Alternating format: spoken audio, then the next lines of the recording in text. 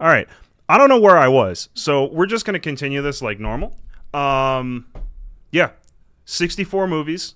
We're gonna rank them in a tier list. We went with Halloween movies instead of horror movies because not all of these are technically horror movies, but they're definitely all Halloween movies, perfect for the month of October and the few months before, depending on how into this you are.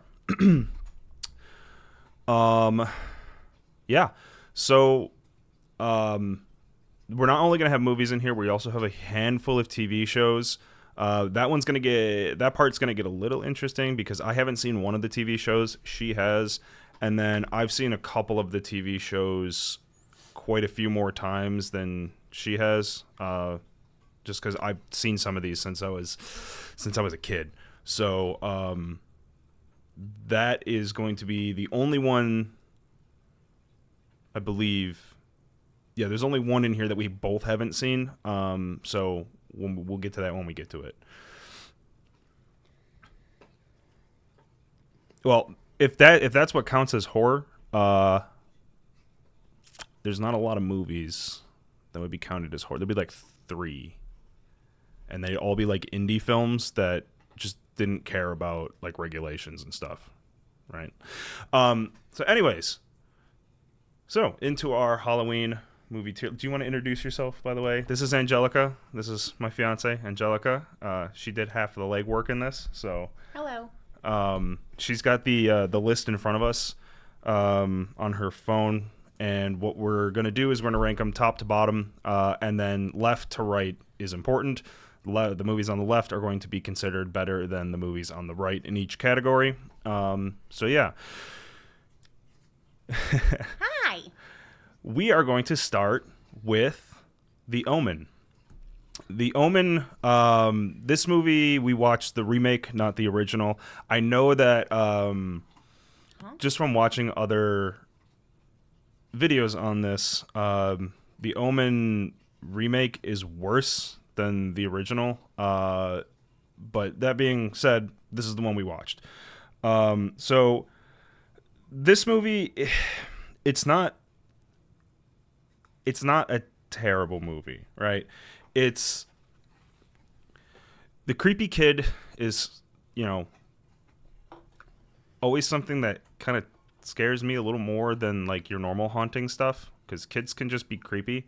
But on top of that, like the movie itself just didn't move along very well. It was pretty slow and boring for a lot of it, and then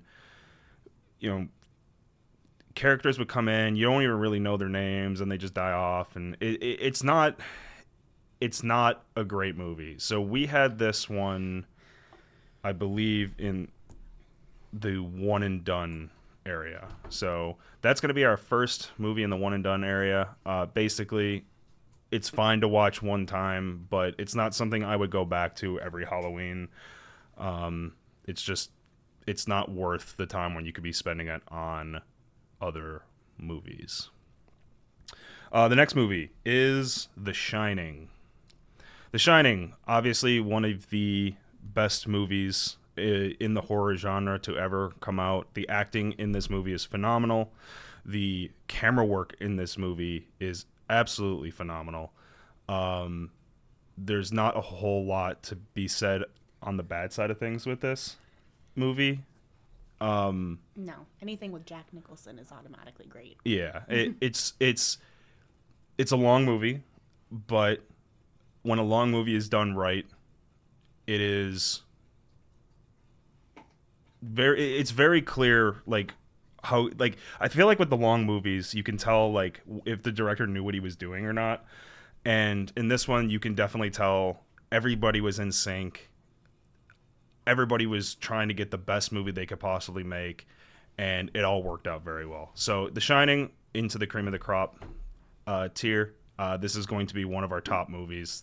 It's absolutely phenomenal, and it's an absolute must-watch in the Halloween season.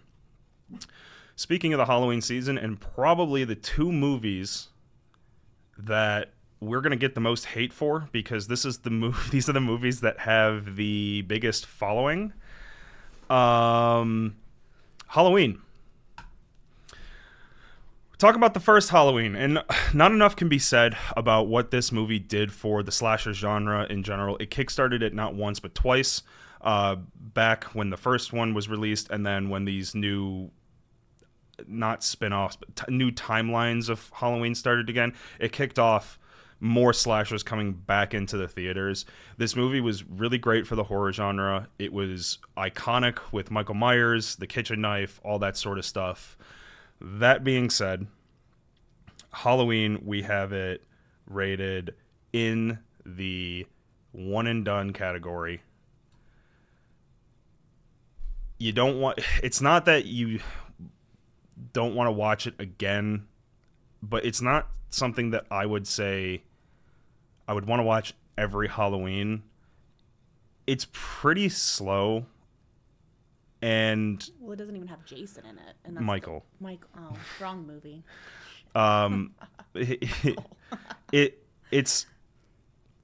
It's fine, but it's for a slasher movie. It's a longer one. There's only 4 kills in the whole thing, I believe, and he really doesn't even start going after after his final girl until like the last 15-20 minutes of the movie. I mean, Laurie is just kind of an onlooker until the end. So we're going to put that one in the one and done category. And this is a good time to mention, if you don't like the rankings, the tier list maker is free and you can make your own. Mm-hmm. Have fun, Michael Myers fanboys. Next movie up, My Bloody Valentine. This is not the original. This is the 3D version of it with Jensen Ackles. I don't know if this is a hot take. I don't feel like it is, but I feel like this is the better one, even though it is the remake. It is just done better. And it's got Jensen Ackles. Yeah. So we have this one rated in the one and done category, in between Halloween and The Omen. And I hate that because I feel like I would watch it more than once. I would but too. It's not. I wouldn't say it's a great movie. It's very, I Know What You Did Last Summer. The acting was fine. The storyline is fine, but the killer is not memorable. No. Nobody cares about old Harry. They just didn't do a really great job at making him the focal point of the movie.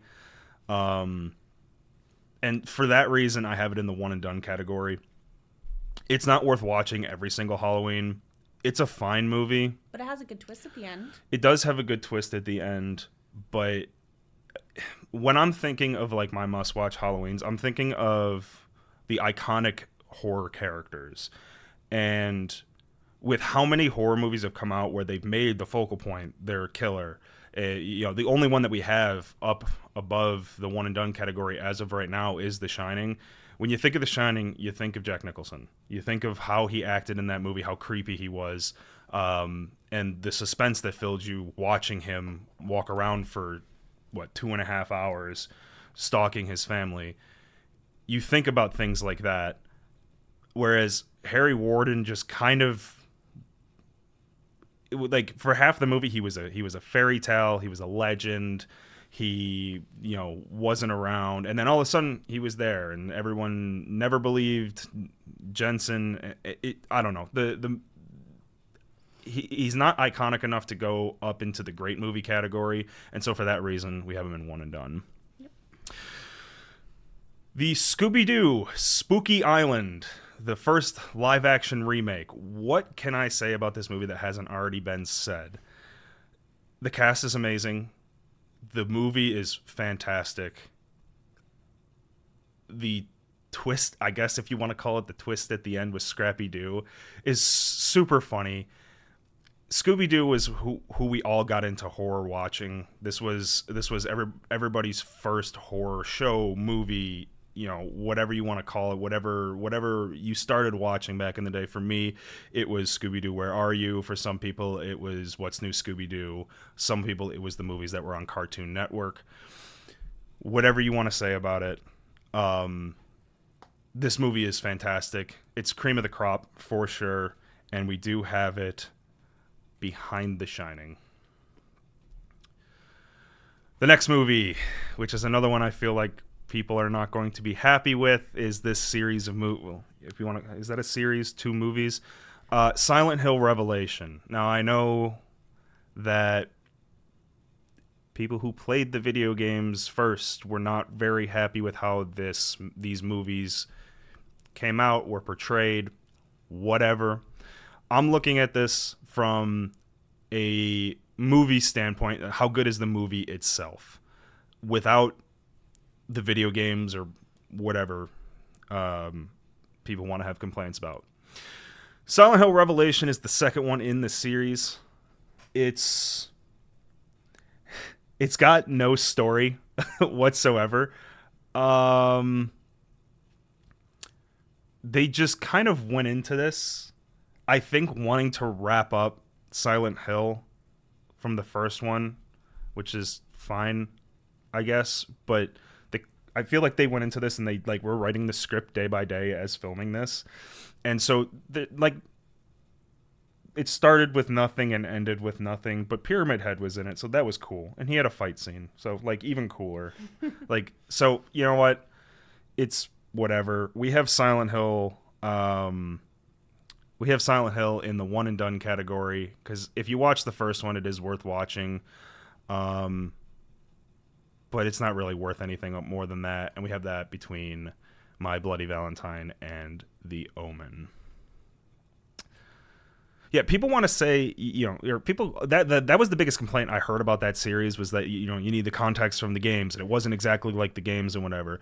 But if you're getting into a Hollywood adaptation where you can't kind of do the same things as the video games can do, and you make a good adaptation in the same world, I guess, that's something you have to take into consideration. And then on top of that, the Silent Hill movies, the second one too, I thought the people that were acting in Pyramid Head, the nurses, all of the creepy creatures, they all did a really awesome job. And so yes, it's not just like the video games, but they still did a really nice job of adapting it to a Hollywood production, I feel. And you can't take away from the people acting in it, who are doing a really great job, just because the script is trash. Yeah. But yeah, so on to our next one, Scooby-Doo 2, Monsters Unleashed, the second one of the Scooby-Doo live action series. Everything that we said about it before is true in this one. Nothing changed. This was one of my favorite movies, I guess, growing up when I was a kid, when these first came out. This one is the one I would go to Blockbuster and rent, and I would constantly watch this one over the first one. I think it's a tad bit better than the first one. Mm-hmm. And what can you say? When you make Matthew Lillard the focus of a film, it usually turns out pretty well. And we're seeing that even in this year's movies, where Five Nights at Freddy's is getting crazy reviews. And I'm going to watch it knowing that I've not even played the games. So, I've even played the game. I have not. I was never into the jump scary type of stuff, but you put Matthew Lillard in there, and there you go. Hey, Dissy, you want to take care of that? Thank you. What did he do? Ban him. It's a bot. All right. Truth or Dare 2017. Because there's 2 that we watched in here, 2018 and 2017.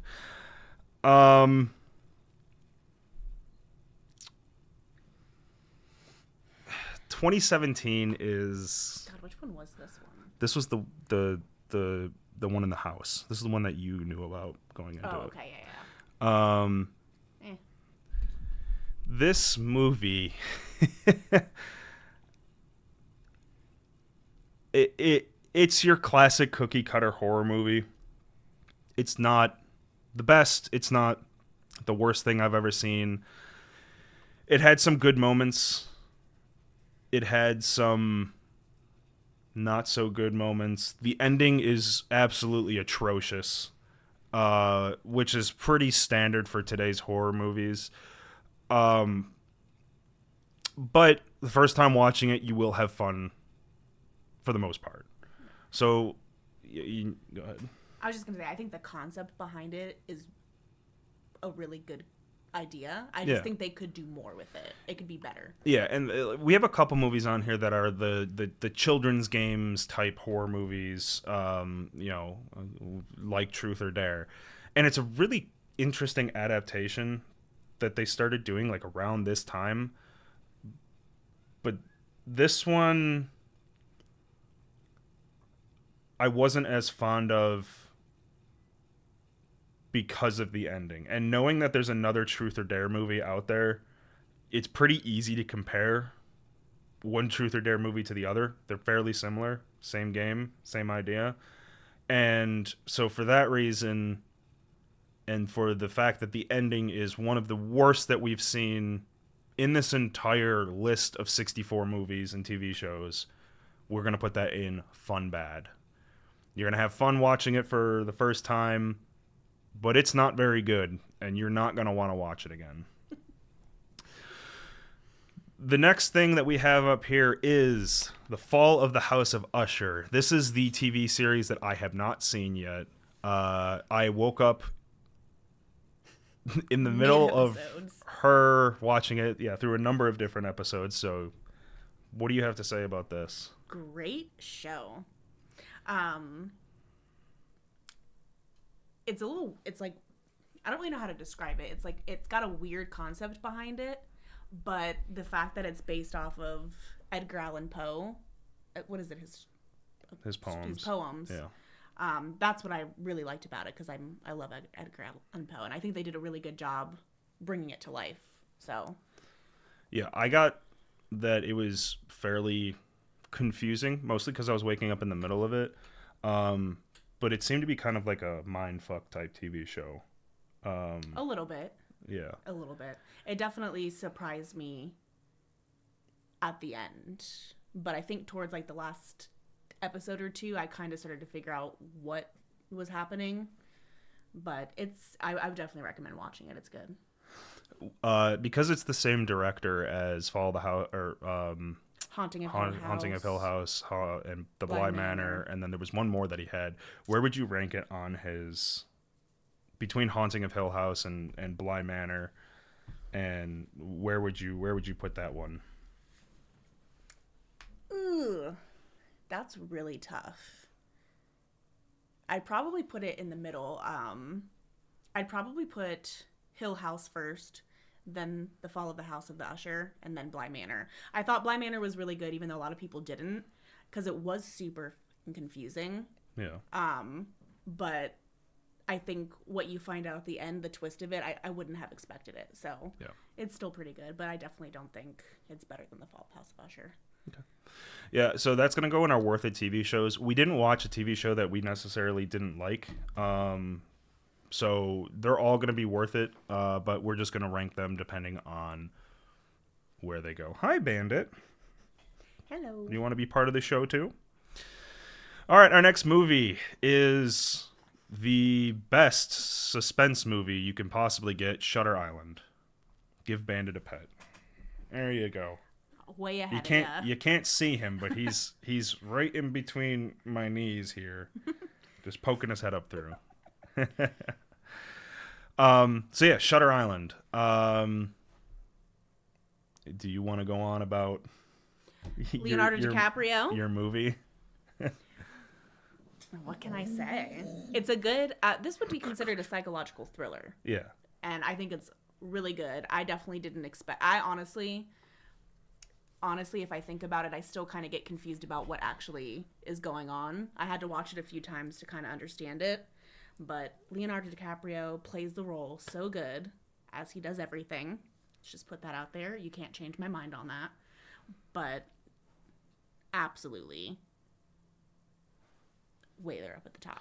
Yeah, I think this is one of the better movies that they've put out for like the thriller genre. The twist got me the first time. I definitely didn't see it coming. It's well acted. The ending is well hidden. In general, it's just a great movie. So we're gonna put that up in cream of the crop, and I'm gonna move this one around because we actually don't have this on our list of where we ranked everything. So we're gonna move this around as need be in this top category. But it definitely is cream of the crop. This is as good as it gets for thriller movies. Obviously, a part of the Halloween time of year genre. Our next movie and our first movie out of the 8 or 9 movies that we watched in this series, Saw 4. So Saw 4. So this is one of my favorite series in general. The movies vastly differ on how much I like. I don't know if they vastly differ, but they definitely differ a decent amount on how much I like them. But they are better than a lot of other horror movies that have come out. A lot of people call them gore porn. A lot of people call them, just it's nothing but people cutting their limbs and shit off. But when you watch it, it's really not what that is. There's a really interesting story behind it and a really interesting moral dilemma that goes on in the background of all of these stories. And there's a lot of people that can go either way on, are you with Jigsaw that he's not a murderer, or are you not with Jigsaw that he is a murderer? And so Saw 4 is where things kind of start going off the rails with this movie, or with this series. This is probably my least favorite Saw out of the entire series. It's just it's back in time, but it's in current time, and people who are alive or people who are dead are still alive, and then people who are alive are I don't know. This is the most mind-fucky movie. It's just too much. Yeah. And it doesn't my biggest issue with this one, it doesn't focus on the game as much as any of the other movies, and some of them really get away from the game, but this one by far gets away from the game the most. But that being said, that is still in the great movie category. It's still part of one of the best series in horror that I've personally seen, and so I can't knock it too much. It's still a Saw movie. I wish they would have focused on the game a little more, because the story behind the game in this one was actually pretty interesting, with the drunk driver. I think it was the drunk driver, and all that. So I just wish the game would have been more of the focal point of this movie. It's gonna be a controversial one right here. The Meg. Everybody's comedic version of Jaws. There's not a lot to be said about this movie. If you've seen a Jason Statham movie, you've seen the Meg. The Meg is Jason. It's a Jason Statham movie. That's all it is. You can describe it. Yeah, it's fine.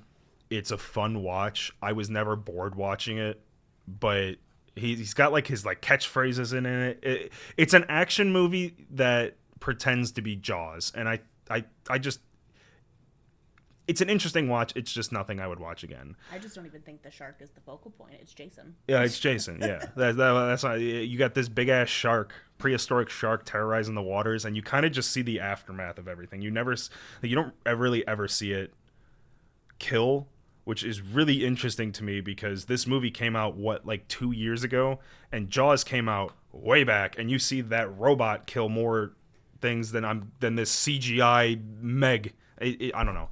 It's fine. It's a fine movie. It's nothing to write home about. Watch it once, be entertained, but for now, it goes between Silent Hill Revelation and The Omen in the one and done category. I have not seen Sharknado in a long time. That is one I should put on the list for next year, because I love watching stupid fun movies. You can watch that yourself. It's a fun movie. How long did it take you to get me to watch The Meg? You watched it when I told you were mad at me when I watched it, because I watched it on the plane to when we went to Arizona, and I think it's because I didn't know Jason was in it. Yeah, that's really the only reason I watched it.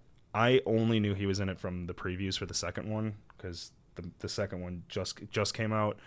we didn't watch that one. Spoiler alert. Not that it's spoiler. You can see all this shit down here. Anyways, Saw 2.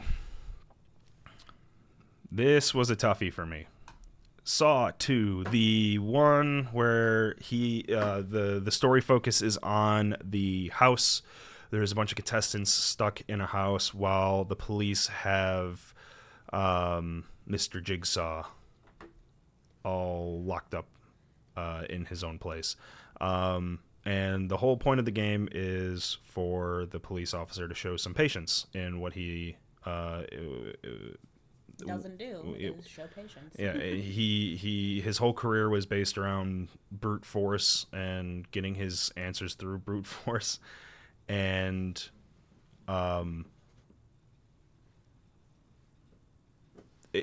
this is one of my favorite Saws for this reason. You get a lot of hints in the movie of where his son is and how he can win the game and whatnot. And if that police officer would have just listened and relaxed, which Jigsaw knew he wouldn't, but if he would have, the series would have been over right there. Because his son would have popped out of the safe, and then Jigsaw would have no leverage over the police officers, and that would be it. It would be done. So for that reason, I really do like the movie. I think the game is really interesting, just being locked in a house, and the kid's in there with a bunch of criminals that his dad falsely put away, and the games are probably the most fair, I would say, out of the first, at least, probably out of the whole series. Yeah.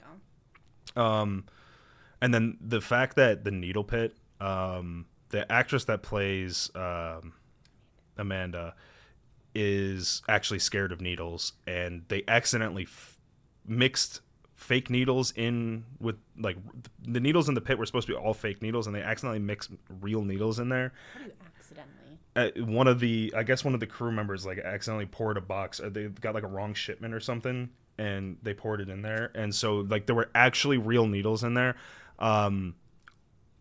It's pretty fucked up, but it really adds to the like the how like fucked up the movie is. Yeah. So yeah, that is Saw 2. We are going to put that into Must Watch Halloween. It's our first edition into Must Watch Halloween. I don't know if she sued. I actually don't know the whole backstory on that. That's something that I heard just watching videos about the movies. I assume she's not too angry because she's still doing the Saw movies. So I feel like she can't be like that upset that it would like ruin everything. But yeah, it is pretty fucked up. All right. As we talked about with Halloween and how it re-energized the slasher category for the past few years, one of those movies that came out during that time is Scream 6. This just came out in what, January, I believe. We watched it in January. It came out sometime around then. But we watched it for the first time in January. This movie... Do we have 5 on here or no? No, we didn't do 4 or 5. Well, it's definitely better than 5. It's better than 5. It's better than 4. It's the best one out of the new trilogy, or whatever you want to call it. The twist at the end is a little predictable, but it's fine. I feel like all the Scream movies the twist is not like super, like, you're not sitting there going, oh my god, I can't believe it's that person, because there's only a certain amount of characters it could be in every movie. But the thing that got me for this one is the final, I guess, group of scenes where they're like fighting the ghost faces. I just think it's pretty well done for what they've put out for the past 3 movies. So it's fine. It's whatever. Eh. It's one and done. And I'll put it between, because we don't have this on our list of our rankings either. So I'm going to put this between My Bloody Valentine and Silent Hill Revelations. Hellfest. This is one of my favorite modern horror movies. This movie is so well done. The idea, like, you never know, you never see the face of who the killer is. It's very Michael Myers-y. It's acted pretty well. And the biggest thing about this movie for me, at every single twist or every single crossroad that we came to where I thought, okay, this is a cookie cutter horror movie, this person's about to die, they don't. Or I'm like, this person won't die first. They do. And then, like, the guillotine scene, I was like, there is no way that shitty guillotine is going to cut her head off. It didn't. Like, it surprised me almost every single scene that happened. I love the humming that the killer does. I love that you never see his face. I love the idea that it's at a haunted house, which I don't know if that's something that's been done before. It probably has, but this is the way that they did that, because haunted houses are getting so popular now and they're getting so big where they're basically turning into haunted mazes where you're walking through, it's all flashing lights and dark. Someone could actually do this, like, and that, for me, with slashers, the biggest thing I like about slashers is when I'm sitting there watching it, I'm like, this could happen. That's a little freaky. That's what you want to see out of a slasher. And with Hellfest, that's exactly what I was thinking the whole time is, hey, I go to a haunted house almost every single year. This could happen at that haunted house. So for that, we're going to put that in. It pains me not to put this in cream of the crop, but I'm going to put it in must-watch Halloween. Scream 2. So we watched the first 3 Scream movies and then the 6th one. So we didn't watch 4 or 5 for this tier list. It's just too many movies, and those ones are our least favorite ones. Yeah. Anyway, so. Scream 2, obviously the middle of the trilogy. I mean, Scream is just such a fantastic franchise, and usually the second movies, I would say, in any series are just not as good as the first one, and sometimes they're not as good as the third one. That's kind of the same for this movie. It's a good movie still. It's not as good as the first. It's not as good as the third. And the only reason that I think that I like it less than the other two in the original trilogy is because I don't like the killers. Ugh. I don't like Mikey. I think he's one of the worst killers that Scream has ever had. And I really don't like Mrs. Loomis. It's very anticlimactic in my opinion, and it seems like kind of a cop out to like it is. It's essentially just a revenge. Yeah, a revenge movie. Like, you could have been a little bit more creative, I feel like. I don't know. It's a fine movie. It's not great. We're still gonna put it into must watch Halloween, and I believe that is going above. Is it going above? Yeah, that's going above Saw 2. Okay. Hey, dude. Hey, I appreciate that. Good luck with your no hit run. I'm glad the tutorial's still helping people. It amazes me that people still watch that thing all these years later. I'm just happy that it still helps people out in making that run a little quicker and a little easier to do than just trying it on your own. But I appreciate that. All right. Silent Hill, the first one. I kind of touched on it with Revelations. This movie it's a good movie. It's not what people wanted the adaptation to be. I understand it. I don't care. The actors that portrayed the monsters did an awesome job. They were creepy as hell. I thought the actors that played basically anything in this movie did a really awesome job. The scenery was creepy, especially when the darkness came. The whole like basement part where she's walking through with the nurses, and then she gets to Alessa. It's all super creepy, and I think it's pretty well done. I don't think it's as good as some of the classics or some of the other horror movies that we watched during this. But this is a movie I tend to revisit once a year, and I'll watch this one and not watch the second one because I just think this is a much better movie. It has a script. No.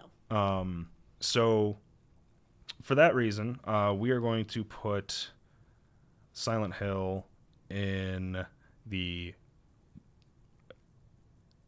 we're gonna put this in Must Watch Halloween. This is good enough to be in Must Watch Halloween. Yeah. I am gonna put it in the back so far, but And the ending honestly gets you a little bit too. yeah, Especially if you're not paying attention to like yeah, the scenery behind it. But I was shocked and upset yeah. by it.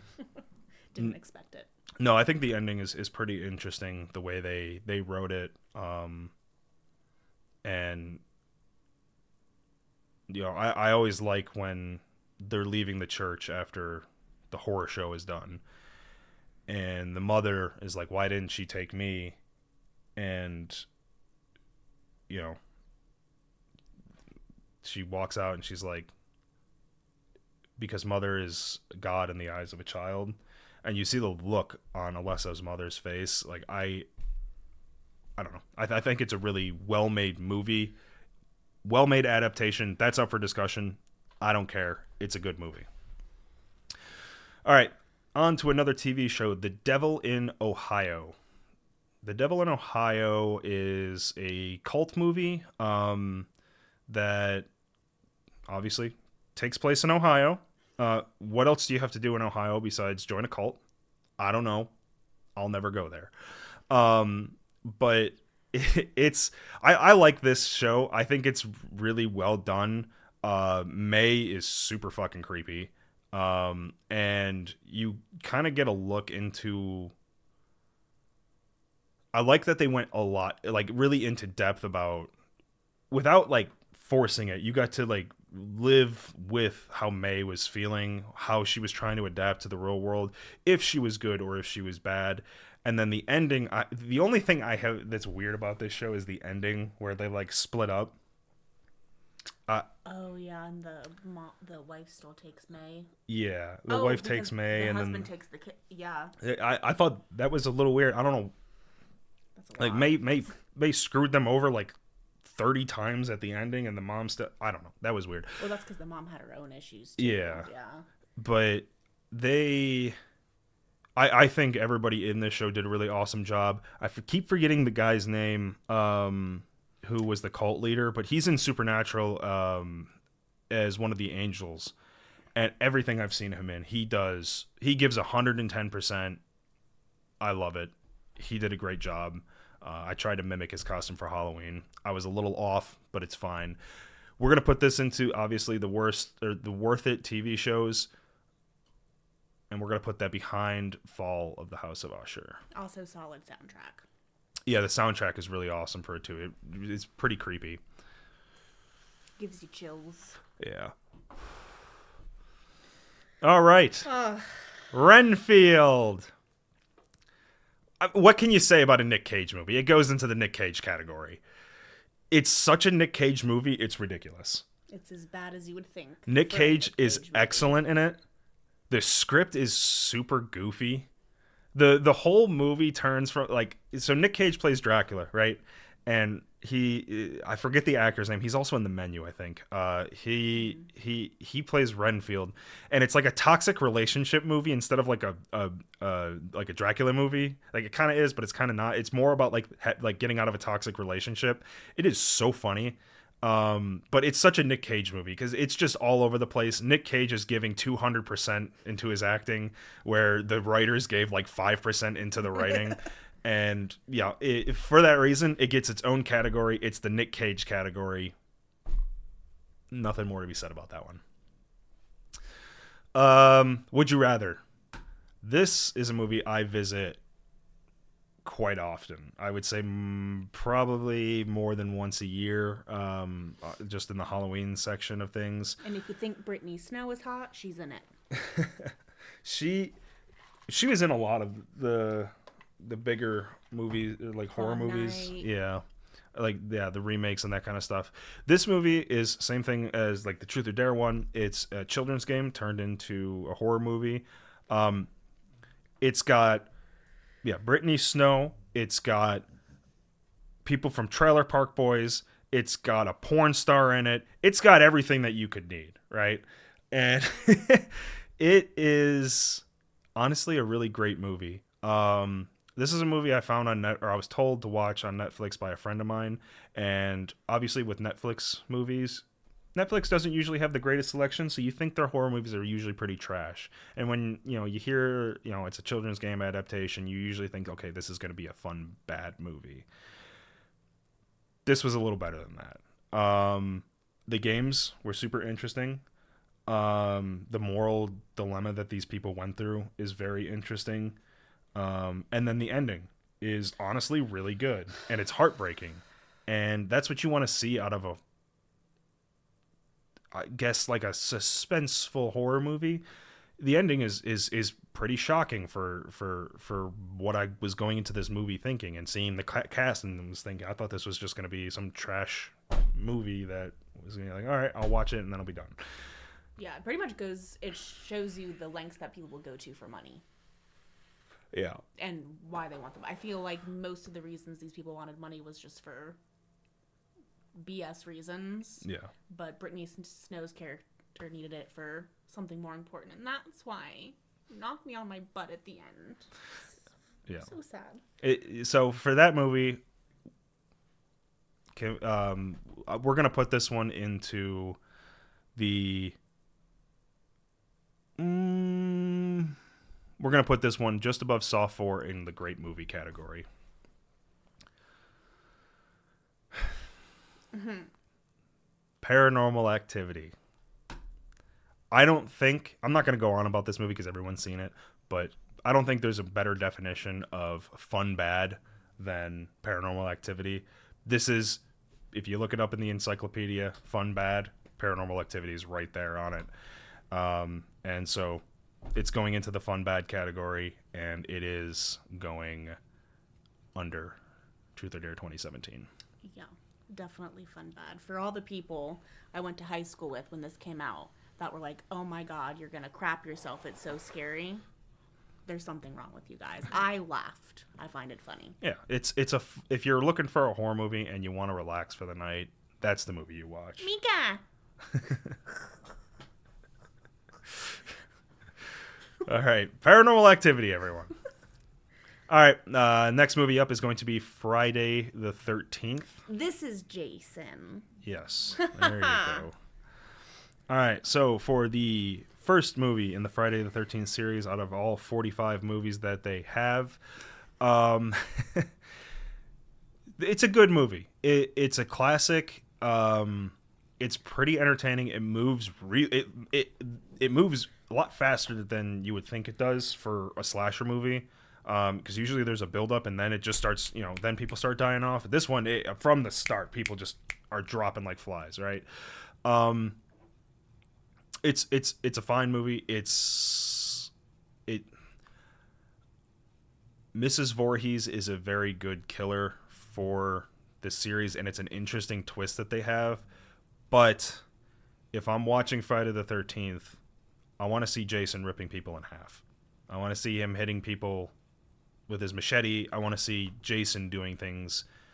His mommy. Yeah, I don't mind her being the first killer. I understand it's part of the story, and I understand that also the second part of Friday the 13th Part 2 came out literally the year after, and so this was like the idea the whole time was to set up the the story. It's still a great movie. We're still gonna put it here behind Saw 4, but if I'm watching Friday the 13th and I had to choose which Friday the 13th to watch, I'm watching the ones with Jason in it.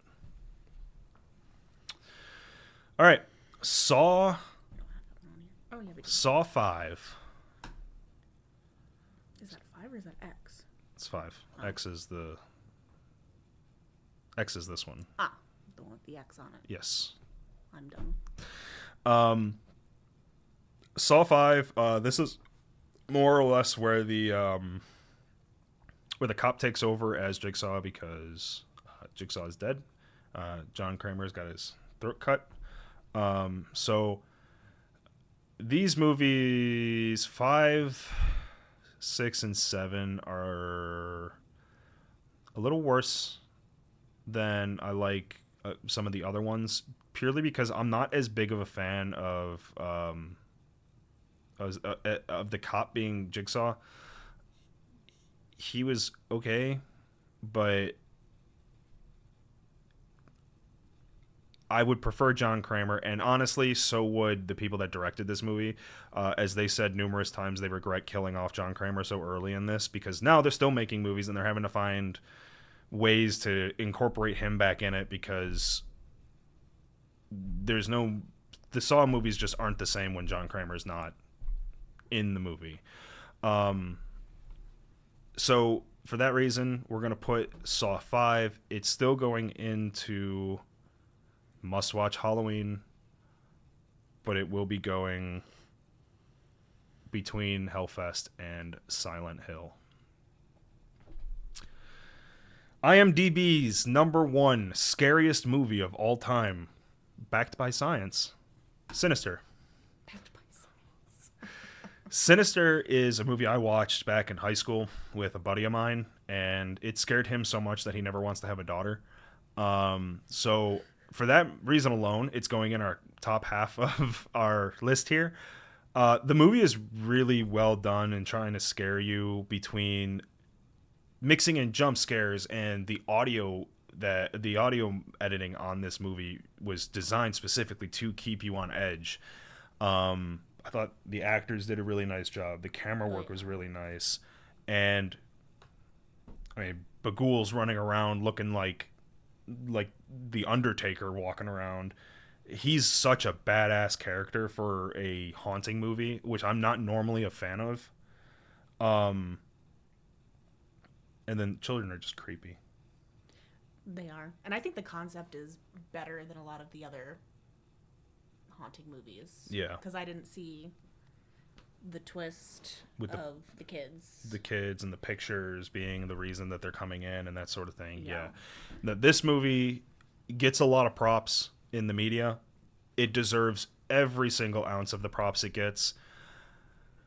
It's not in our top 5. It's not in our top 10, purely because I'm not a huge fan of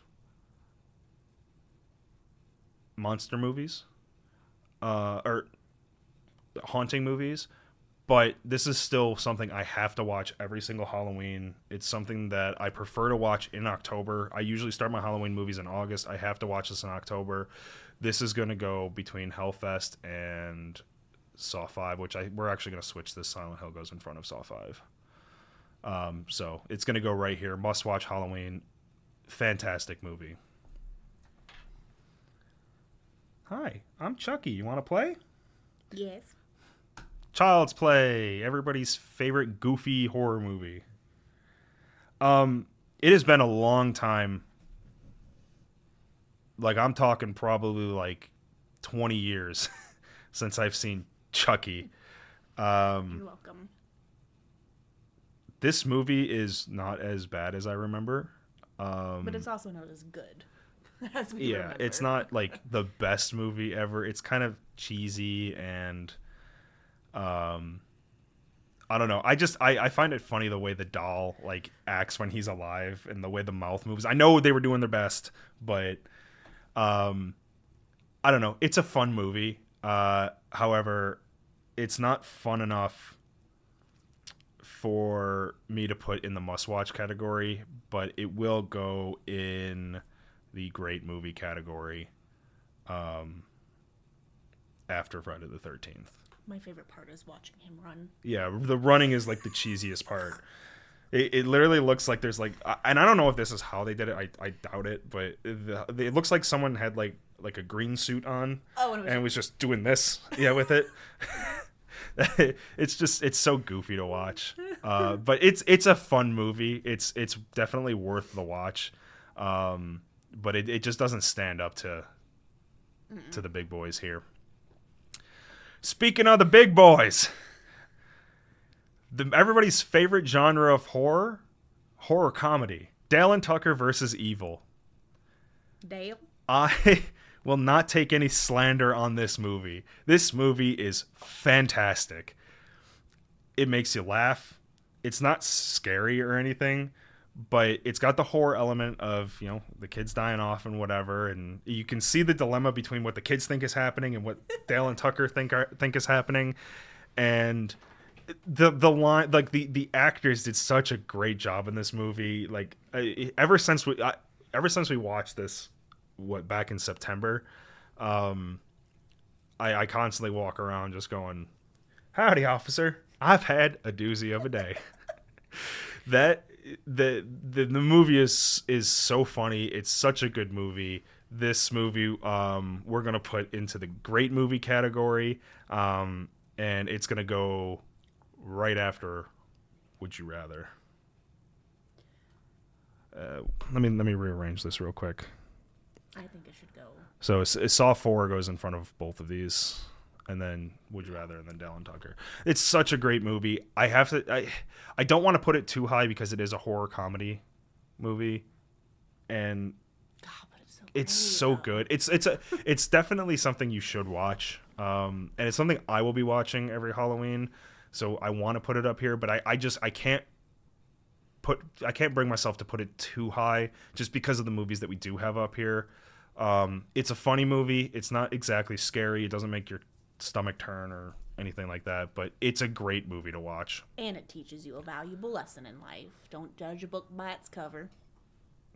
And never tell the cops the truth. Next movie up. We just went over the first one. Now time for Sinister 2. Like I talked about with Scream, the second one is usually not as good as the first. And it's usually higher kill count. The story's not usually as good. This is an exception. I don't think it's better than the first one, but this Sinister 2 is still a really damn good movie. It follows the storyline of the deputy, which is an interesting way to take this, or take the story of this movie. And I think it was pretty well done. The only thing that got me about this, it was pretty slow moving, and that's saying something compared to the first one. Yeah. But they're like sending the deputy all over God's green earth. Like he's at the house, he's not at the house, he's at the. I think he's doing that on his own accord, though. He's trying to do research. No, I know, but it's just like it's like the movie itself is just sending him a million different places, whereas the first one was focused on one house. Yeah. And the radio thing I thought was kind of weird. And then they defeated Bagul, but they didn't defeat Bagul. Like the ending was just kind of messy. Yeah. But another great movie with a great twist with the boys. Yeah, and Sinister has done that very, very well with its twists. Like I said, when you're thinking of horror, you think of iconic villains, and Bagul doesn't have a lot of screen time. He's got maybe 10 minutes, maybe less, probably more like 5 minutes of screen time between the two movies. And I can still remember a lot about him. Yeah. He's such a badass villain. Sinister 2 goes into the great movie category, and it's going between Friday the 13th and Child's Play. Saw 3. Oh, we're getting to some good stuff. Saw 3 is, again, one of my favorite Saw movies. Out of the original 3 that that came out.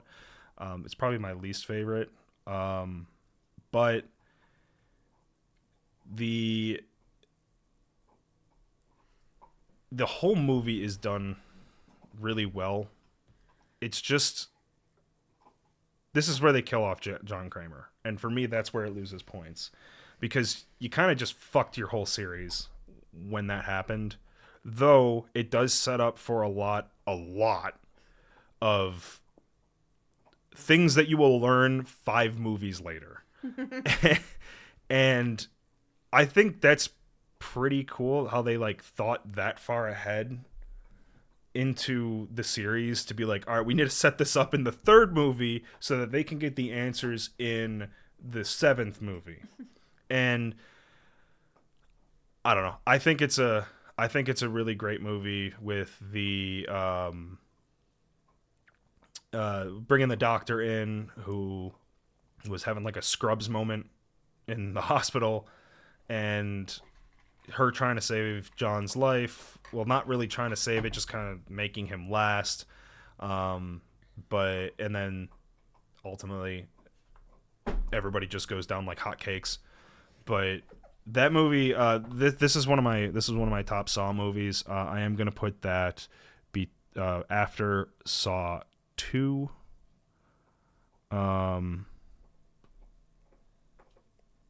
Yeah, after Saw 2 and between Saw. I'm gonna put it right here. Yeah, right here, right ahead of Silent Hill. Yay. I don't think we have enough time. Please don't go down the rabbit hole. You can make a separate live stream for that. All right, let's do Smile. One of the most highly marketed movies I have seen in a long time. This movie spent their entire budget on the marketing. Great concept for marketing. Awesome. Yeah, the marketing concept was amazing. The movie, not so much. They stole a lot of things from other movies. They stole the Truth or Dare Smile from the 2018 Truth or Dare, which we'll go over later. And it shows up, 5 times in the whole movie? Not even. Yeah, like, it doesn't show up at all. The ending, Blows. like the final boss at the end, like the monster, is just Pennywise in a different outfit. They straight up stole that from both It and It Part 2, which I don't know why you would want to steal the ending from It Part 2, but sure. And then they would have done really well, I think, with jump scares. However, they ruined every single jump scare in the trailer. Why? Like, if that's what your movie's going to be based off of, fine. Jump scare movies have their place in the horror genre. They can do fine if they're done the right way. But you can't ruin everyone in the trailer. That'd be like going to a Scream movie and being like, is it Billy Loomis? Yes, it is. Like, it doesn't make any sense. And then, like, the script writing was just like, aliens came down and wrote a script trying to pretend to be humans. The reactions that people had in the movie made no sense. Like, the woman telling her boyfriend that she's seeing things and she thinks she's going crazy, and he stands up out of the car and is just like, "You're just like your mother." It's like, who the fuck talks like that? Like, who would have that reaction? I genuinely don't know a single person that would react like that. Or the cop, the veteran cop being like, "Oh, so she was a fucking nutcase," or something like that. And it was just like, who, like, he's a veteran cop. He would know better than to say something like that. Like, in what world would stuff like that ever be said? Whatever. It's a bad movie. It's worse than bad and not fun. This movie's a war crime. This movie is atrocious. And then I find out that they're making a Smile too, and it ruined my whole year. It made my day breaking that bad news to you. But then I had to listen to you for 45 minutes rant about it, so. It just goes to show, if you market the right way, you can produce a dog shit movie and people will still go to see it. So just learn how to market. You'll be fine. Go make a sequel. See how well that works. All right. Saw number 1. One of the greatest, if not the greatest twist in all of horror. The end of Saw 1, when John Kramer stands up, and he's been in the room the whole time, hearing everything that's been going on. The music, when he stands up, and honestly throughout the whole movie, incredible. For the budget that this movie had, absolutely incredible. And it's something that just, it started an entire run of now 10 movies, and 9 movies and a spin-off that we don't like to talk about. But everything was in this movie was done as well as the movies in the top tier with an eighth of the budget that some of these movies have. So for that reason, this movie shoots to the very top of our list, a new number 1. All right, a movie that we didn't plan on adding to our list until one random Sunday or Saturday, I can't remember. The Haunted Mansion, the original. Eddie Murphy's Haunted Mansion. It's, I mean, a masterpiece. Well, yeah, what can you say about it?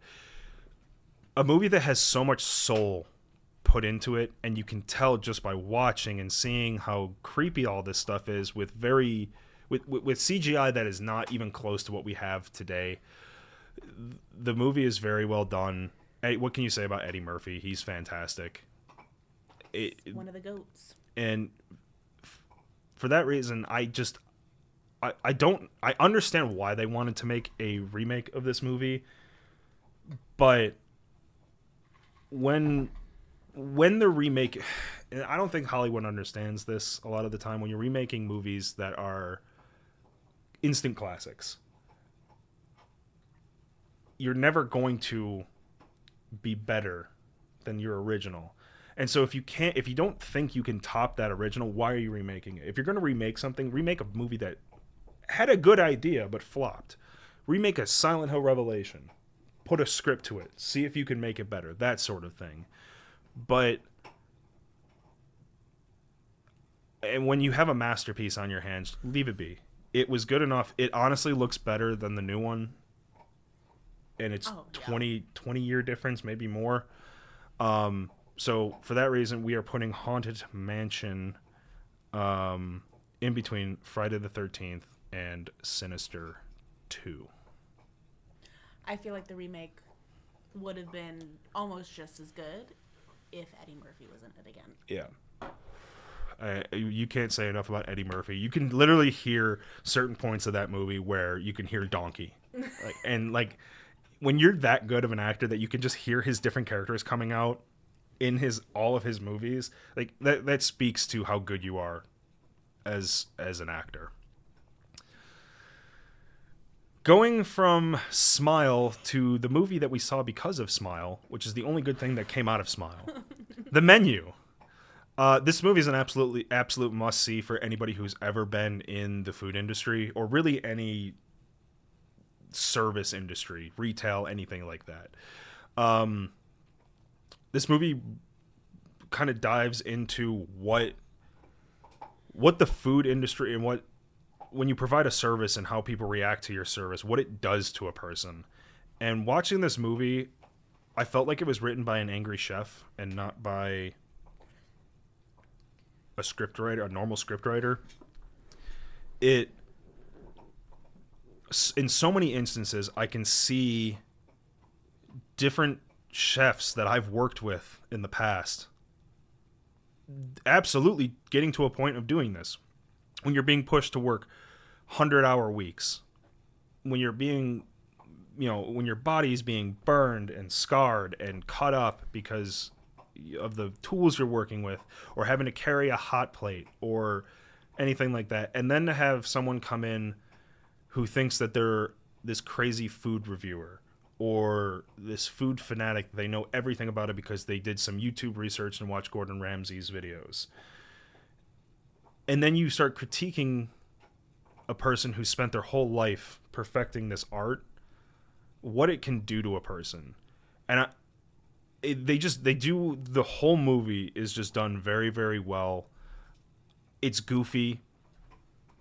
It's a little, like, I wouldn't say they have jump scares, but like when the guy stabs himself in the neck, that was surprising. It's a little unnerving. Yeah. And it really speaks to what the service industry has come to today and what it's doing to people in that workforce. And you can't say enough about the acting in this movie. Everybody did such a great job. And with it being as goofy as it is, you would expect it to be kind of a fun, bad movie. But no, this movie shoots all the way to the top of our list, and will take... I think I like this one more than Shutter Island. Mm-hmm. So I'm going to shoot this between Scooby-Doo and Shutter Island. I agree. Speaking of islands, it's time for Harper's Island. Probably one of the least known things that is going to be, least known TV shows, movies that's going to be on this list. Actually, our next two are probably the least known TV show and second least known movie on our whole list.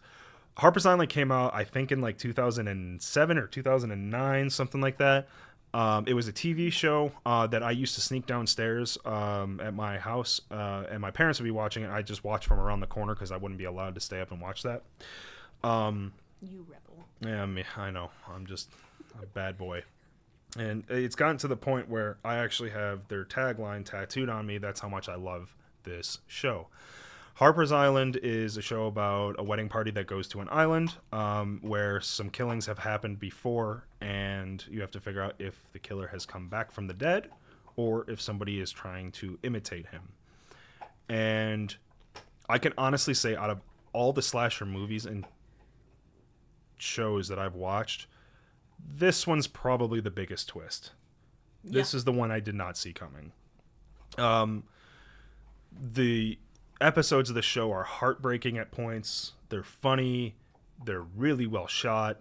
If you like Supernatural, Bobby's in it. He's in everything at this time period, so why would you think anything less? But he does a fantastic job as well. And I think we noticed the killer, or one of the killers in this show, he's in a bunch of other horror stuff that we were watching, or a handful of other horror movies that we were watching. He's always the bad guy, so he obviously does a great job. But Harper's Island is one of the best shows that I've ever seen, period. But it is 100% the best show that we have on our list at this point. It shoots all the way to the number one spot of the TV shows right now. And you introduced me to this show. Yeah. For somebody who loves scary movies almost as much as you do, the fact that I didn't hear of it, yeah, I was shook at. And if you have not watched this show, it's 10 or 12 episodes. Watch it. It's completely worth it. You might think it's cheesy because it's like from 2000 and the late 2000s, or the late 2000s. It's not. It's not. It's very well done. And there's a lot of actors that you know in it. Yeah. If you used to watch the Power Rangers when you were younger, you'll enjoy it. Yeah, there's a lot of these actors. I won't say all of them. I would say probably about 50% of the actors that were in this show went on to get super big roles in either movies or like USA show, like USA, the station USA show. CW. Yeah, CW. Because who's the girl? Trish. Trish isn't. Yeah. She's in Supernatural. Yeah, Trish is one of the main characters in this show, and she's Ruby. One of the. Yeah, she's the first iteration of Ruby in Supernatural. Really awesome show. If you haven't watched it, go take the time to watch it today. It's on Amazon Prime. Very well worth your time. A Scout's Guide to the Zombie Apocalypse. This movie was the only thing that I've ever watched because I watched a TikTok about it. Again, just like Dale and Tucker versus Evil, this movie is a comedy horror movie. For that, I do have to put it a little lower on the list. It's a fantastic movie. From the very start, it is hilarious. The intro is probably my favorite part of the whole movie. The intro is the reason that we ended up watching this because that's the video we saw on You? TikTok. Well, I yeah, watched she's it seen before. it before. But it's the reason I wanted to watch it is because the intro is so funny. It's got an awesome cast of a bunch of actors that pretty much purely do comedy What's the movies. bald guy? Because he's a comedic actor too. Yeah. He plays in a lot of stuff. He's in a lot of Will Ferrell movies. I forget his name though. Yeah. But the whole movie is just so funny. It's not, I don't think I enjoyed it more than Dale and Tucker versus Evil, but it's pretty close. And for that, I'm going to put that right behind it. Yeah. I would say, like, for me, I'm always shocked when I watch movies like this and I actually enjoy them because they're definitely not something that I even think Yeah. about watching. Yeah. But if they're this funny and they're actually decently good, I enjoy them.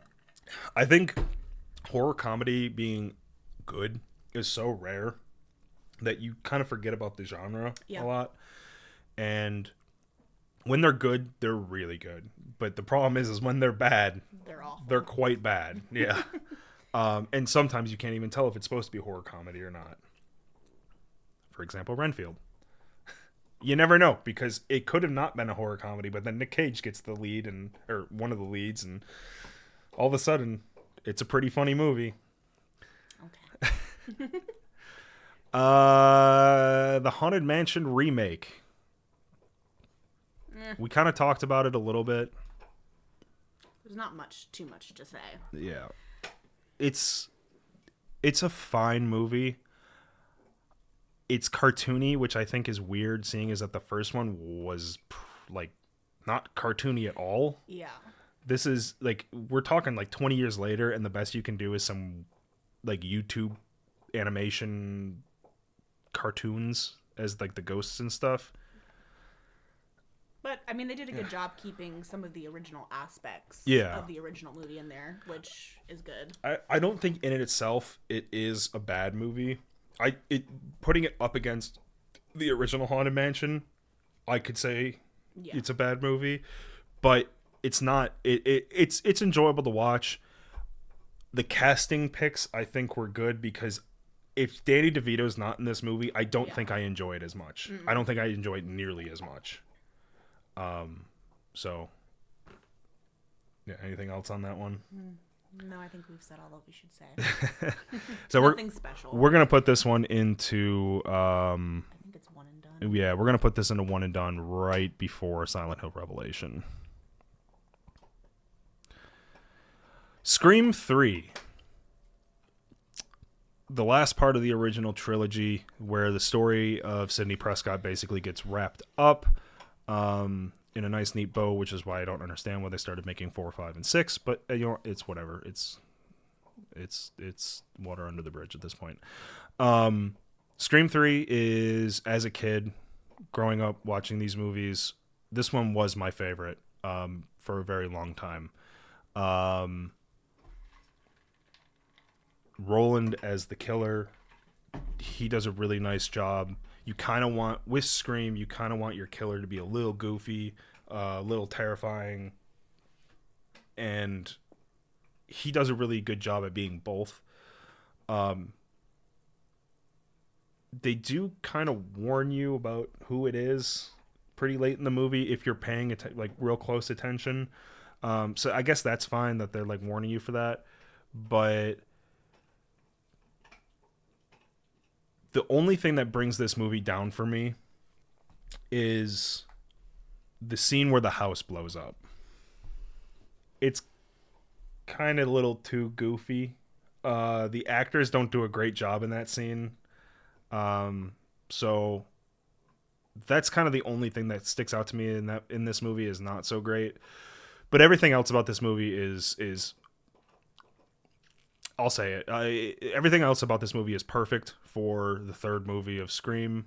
They did a really nice job, and for that reason, that's going to jump to our number one spot right now.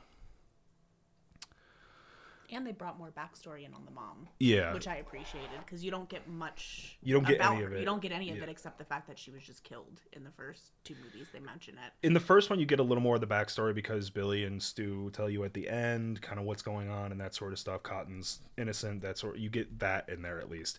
The second movie kind of strays away from that a little bit, and you kind of just get the same story from the first one reiterated, but through different characters. You get it through Cotton, you get it through Mrs. Loomis, that sort of thing.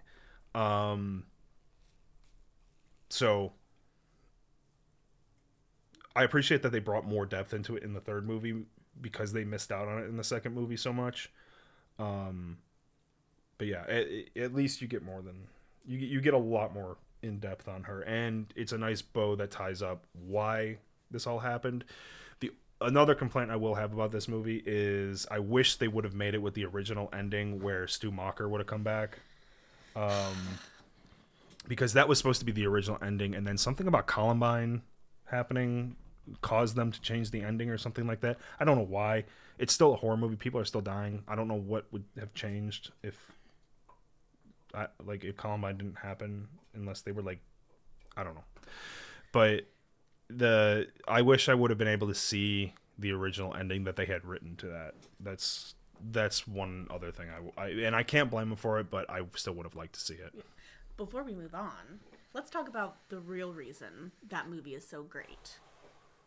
Courtney Cox's bang situation. Oh, yeah. I mean, come on. What, like the half-inch ones? They were just like this short, and then they weren't even.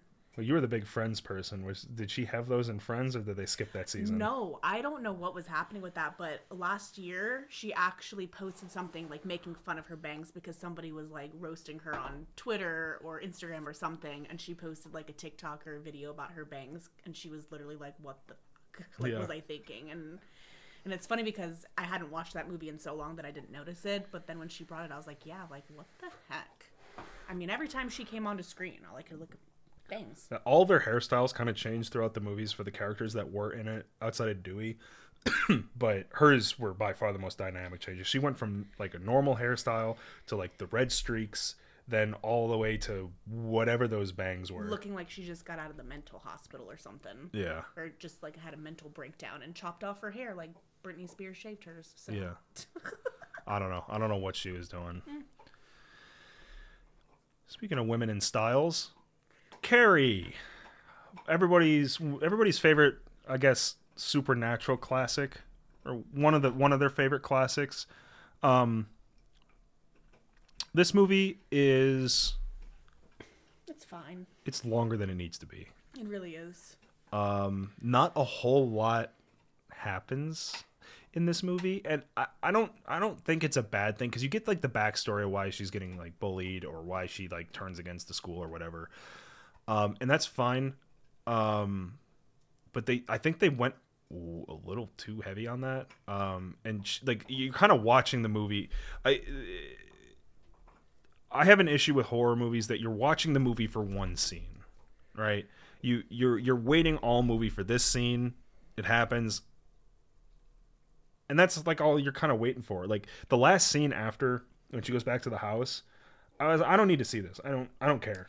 Yeah, that should have just not been in there at all. Yeah, like I don't care about anything in that movie except for the prom scene. Yeah. But I mean, even the build up to that and then the aftermath of her using her, what is it, telekinesis or whatever it is, to set everything on fire and cause, I mean, that was even kind of like a letdown in some ways to me. I don't mind that scene as much. I don't know. It's just the only thing I can really say about this movie is just longer than it needs to be. Everything else is pretty fine in it. John Travolta and being in it was a surprise. I don't think either of us remembered that. It was a surprise for me too, but it was a good one. I don't remember him being in it at all. It's probably his least memorable performance ever. Well, it was also one of his first movies, so. Which is kind of weird that a lot of the big name actors all started in some classic horror movie, like Johnny Depp being in Nightmare on Elm Street. So, pretty interesting, pattern that happens there. I would just say this movie goes to show, don't piss off us women, and you'll be fine. And so for Carrie, we are going to put her right after Child's Play, and it is a great movie. You do want to watch it a number of times. It's a classic. But yeah, it's a classic. It's not a one and done type of situation, but it's fine. It's fine. Cry Wolf, one of the other movies that we assume a lot of people haven't seen. If you like Jensen Ackles being in My Bloody Valentine, Jared Padalecki is the star of this movie. This movie is basically, it's like I don't know if you would call it like a cult type thing, but there's a bunch of kids in school that are in a group and they play a game, and they're trying to. Yeah, dude, he was in Supernatural too. Everybody in the horror genre was in Supernatural. It's actually kind of crazy. You when you're watching through all 64 of these movies, you notice how many people were at least in one episode of Supernatural. Everybody was in that shit. But yeah, Jared Padalecki is the star in this. A bunch of kids are at a school and they're being stalked by this ski masked dude who's killing them off. The twist at the end of this is surprisingly really good. And I didn't see it coming, but it's another movie where you just learn that you shouldn't piss off women. I'm going to be honest, it's been quite some time since I've seen this, and I don't remember the ending, so. The end, I don't spoil it. Tell me later. But it's just you can kind of see parts of it coming, but the whole twist at the end is not something I saw when I was watching through it. This is a movie I randomly rented from Blockbuster one day when I was a kid with my friends. We rented I still remember what we rented. We rented I Still Know What You Did Last Summer, and we rented this.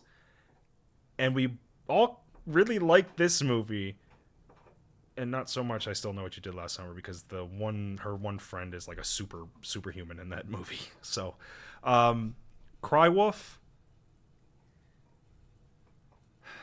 I'm gonna put it between Child's Play and Sinister 2. Yeah. Oh, yeah. It's not bad. Dude, I love that show too. I'm on my like 13th run through Supernatural. I watch that show so often. It's a really well done show for the most part. You're gonna be able to not only say the lines by heart, but pretty much act out the entire. I'm not good at series. Acting, so probably not. I didn't say you'd be good at it, but I'm just saying you could do it. Yeah.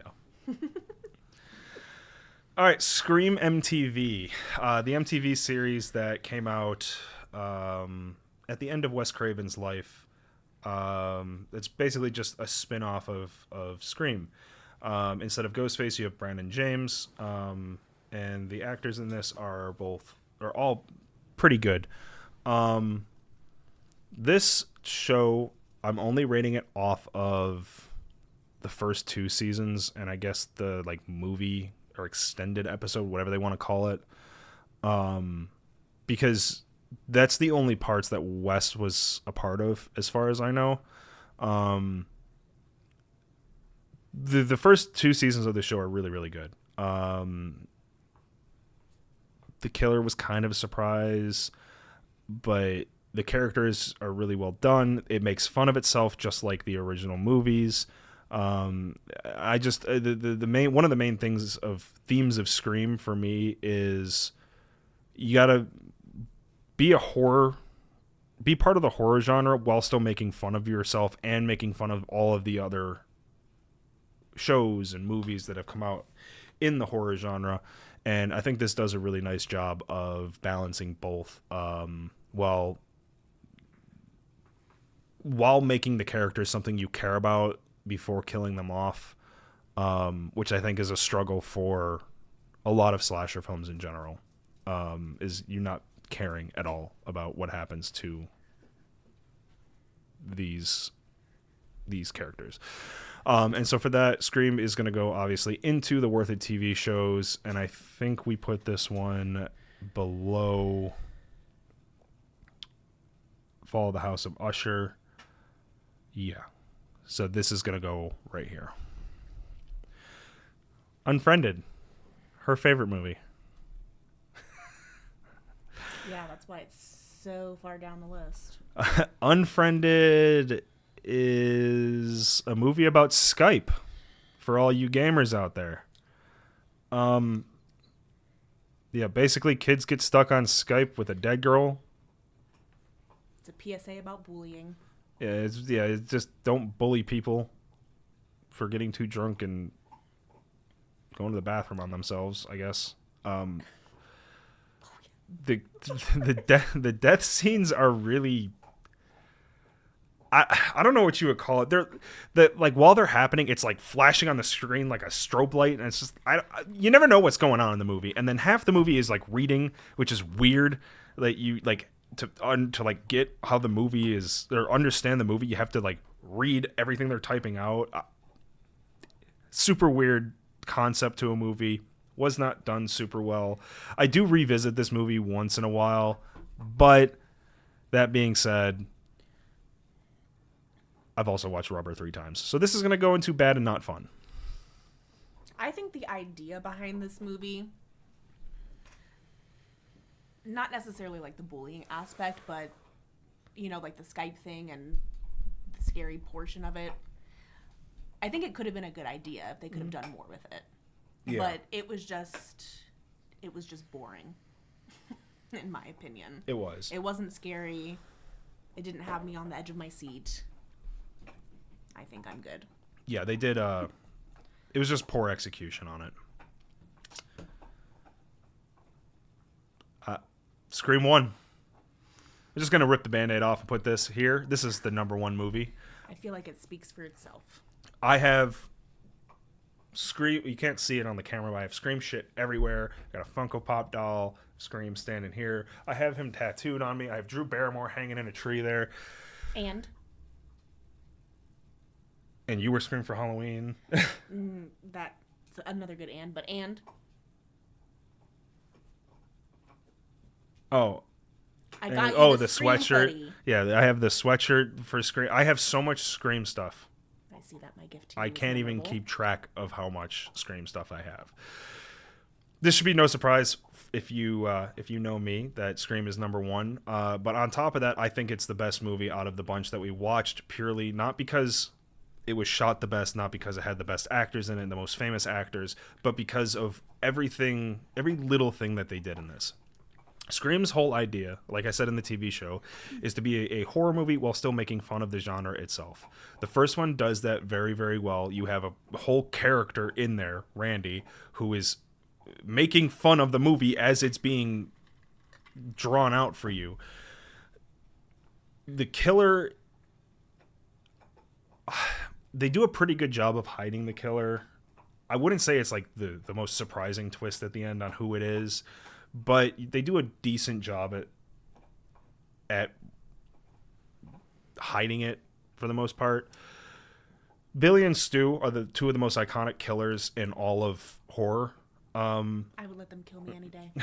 And as much as I know a lot of people like Billy, I think Stu is actually the better Scream because he fits Scream's profile better than Billy does.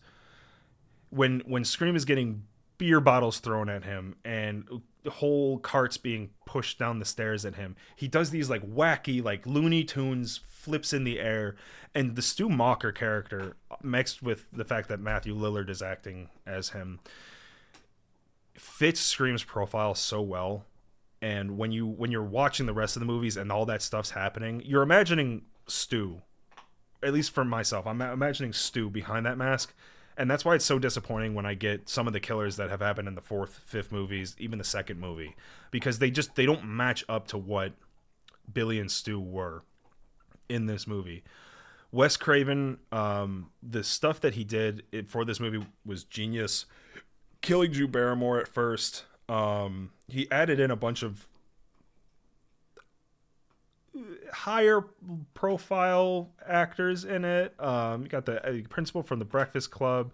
Matthew Lillard was in a bunch of stuff. Skeet Ulrich. Skeet Ulrich. I don't know how big he exactly was at that time, but they did enough with the actors that they had that I think would probably surprise a lot of people, especially with the Drew Barrymore stuff.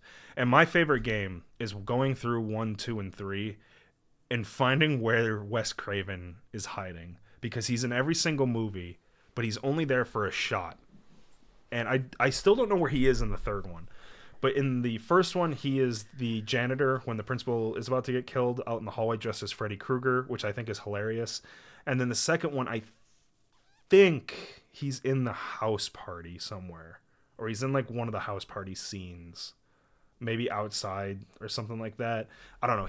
I know he puts himself in all 3 movies. I don't remember where for the second or third one. But Scream, the best trilogy and the best movie on our list for this year. Does Neve Campbell also have something to do with it? Neve's great, but Sydney is the best final girl. Oh yeah. In probably all of horror, I would say. And she does a really great job at acting it out. But I think Scream does a really nice job of not focusing. See, and that was an issue I have with Halloween, where they like Laurie was the focus of the whole first movie, but she didn't even meet the killer until the last 20 minutes. They found a way in Scream to where Sydney is the final girl and she's the one that the killer is after. But they find a way to make Dewey and Gal, and to a certain extent Randy, still main characters throughout the first 2 to 3 movies. Yeah. And they do a really nice job at balancing that while not taking away from Neve or taking away from Ghostface, taking the screen time off him. Because that's a big problem that I think we see in horror, where Halloween's focused on Michael Myers, but you have your final girl and Laurie. But the movie's focused on Michael. And there's too much on Michael and not enough on the other characters, which can work, and it does work. It's a good movie. It's a great series. Not taking anything away from that. But then you have stuff like Hellraiser, Pinhead, where the whole movie is on your like main characters, and Pinhead has like 10 minutes throughout the entire run of that series, and they don't focus on him enough. And so I think Scream does a really nice job at balancing all of its characters getting screen time and still becoming one of the most iconic killers out there today. Saw 6. Oh no. This movie was, outside of 4, I think our least favorite Saw. Again, with the focus on the cop being the being the killer. 7's the action movie. That's basically the action movie. 6 is the one where he gets in the box at the end, and the FBI agent gets crushed. That one, yeah. Again, we're just kind of focusing a lot on like the cop and the story behind all of it, and less on like the game that made Saw so famous. It's just another iteration of, I want to see more of the game and less of the backstory for the most part. Because wasn't this the one where he was investigating and he was trying to figure out or prove that what's-his-face was... Yeah, this was the one where it was like the guy wakes up in his own apartment, I believe, and he has to, like, the cops are chasing him. He wakes up in his own apartment. There's a girl in there. He has to free her, or he's told not to free her. The black guy, yeah. Yeah. So Oh, because his lesson was he can't save everybody or something like yeah, that. you can't He save was- everybody. Yeah. So for that reason, we're gonna put this one. I'm gonna put it in great movie. It's still better than Saw 4, but I don't think it belongs in the must-watch Halloween.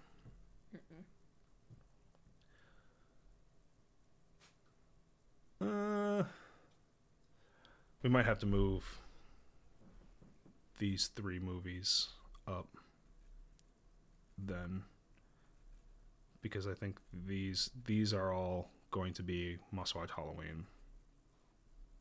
What? This one, and this one.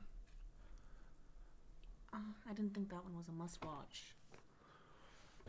I thought that was going to be like a great movie. You can put it there, but these 2 definitely need to move up, though. Oh, okay. Yeah, we can do that. Well, yeah, for sure. Okay. Oh boy, It Comes at Night. I watched this movie. We watched this movie, and we still don't know what comes at night. I'm gonna be honest. I have no idea. This movie was atrocious. It got really high ratings everywhere we saw, and I don't know why. And I don't know if it was like some COVID type thing that they were like, oh, it's just like COVID with the isolation or what. I don't know.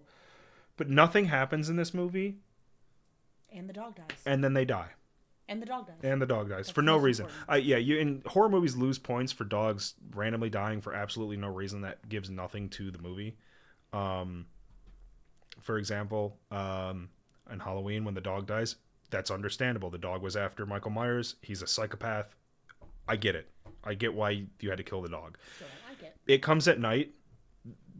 We don't even know what killed it. It's just like there's nothing in this movie. And it There's doesn't even tell us like what the whole like what it's after, we don't even know what it is. what it does, why it does it. We don't know if it's a monster, if it's a pandemic, if it, like we don't know what the hell's going on. It is a horribly boring movie. I guess maybe that's what it is, a euphemism for COVID? Maybe, but like the first scene they're like shooting grandpa and burning him and we never know like what the hell's going on, and then they get sick and die. 2022 movie, I think. Great job. It's fucking atrocious. This goes into war crime. I think I hate this more than Smile because it's just way more boring. Smile, at least something's going on all the time. This is just nothing happening. It's terrible. Do not watch it. Going from bad to great. American Psycho. I don't really want to go too in depth on this because I'm pretty sure everybody's seen this movie. Christian Bale's amazing. Everything else is amazing in this movie. It's a wonderful movie that really kind of mind fucks you in the end. And so for that reason, it does go into cream of the crop. And we're going to I believe this is going to go under Shutter Island.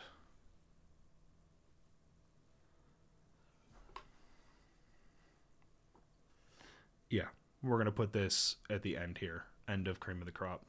Oh, there it is. I'm blind. Friday the 13th part 2. So we finally get Jason. And it's not like the iteration of Jason that everybody would know. Obviously, he doesn't have the hockey mask yet. But it is high. It comes out of the gate flying, and it flies all the way till the end. And you kind of get more of the story in place of, him keeping his mother's head around, and you kind of get started on some of the brutal killings that made Jason as famous as he was. Because everybody knows about the machete and whatnot, but the big thing about the Friday the 13th movies is how creative the kills were when it comes to Jason going after all of his victims. I thought this was a better movie than the first one. I think we agree on that. It is. I mean, you have to watch it for Halloween. I would rather watch this one than the first one for every Halloween. Yeah. So for that reason, I'm going to put this up at the end of must-watch Halloween. Another TV show series, the Scooby-Doo Where Are You? The original Scooby-Doos. So as we said before, Scooby-Doo is kind of everybody's gateway into horror and scary movies and that sort of stuff, but in a kid-friendly sort of way. And we all, for the most part, grew up with some version of Scooby-Doo. When we watched this show, I think we both kind of expected it to just be a cartoon show, just like a fun watch and whatever. Probably not as funny as we found it as when we were kids, but still something that was worth a watch. And I think it's more than that. Mm-hmm. We were both laughing.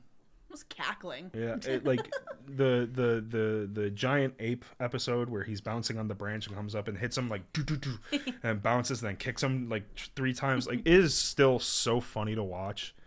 And the animations are still really Pretty solid, yeah. really good for what time period they were in. Yeah. Obviously, it's not as much of a mystery as when we were kids, because there's only like 2 characters and one of them gets kidnapped and then it's like, oh, it's got to be the other one, right? Yeah. So it's not as much of a mystery anymore, but it is a super enjoyable watch. It's nostalgic. It's nostalgic. It's still funny. The voice actors are iconic. You can't say enough good things about this. This is our number 1 worth it TV show. And it always will be. Yep. Get Out.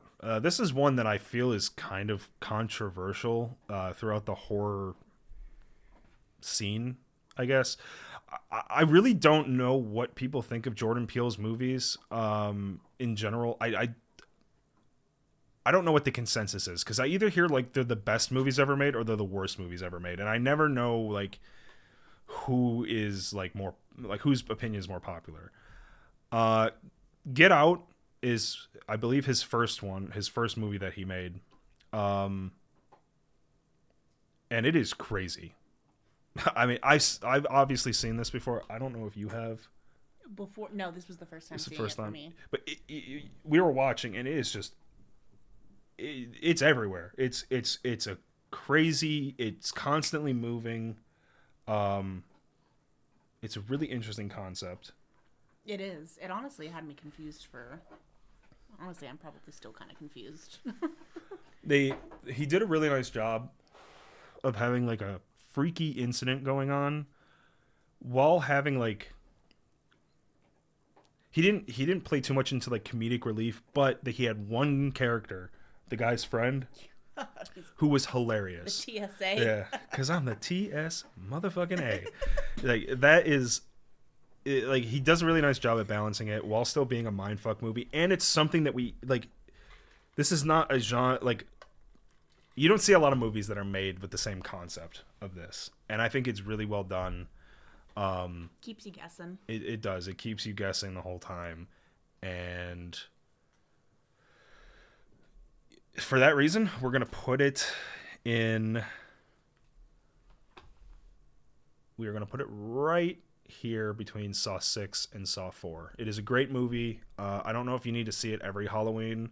Some people will say yes, some people will say no. Like I said, the consensus is kind of, there is no consensus on his movies, but this movie is really well done, and it's something that I watch. I think I pretty much watch it every year, though it's not something I absolutely have to watch.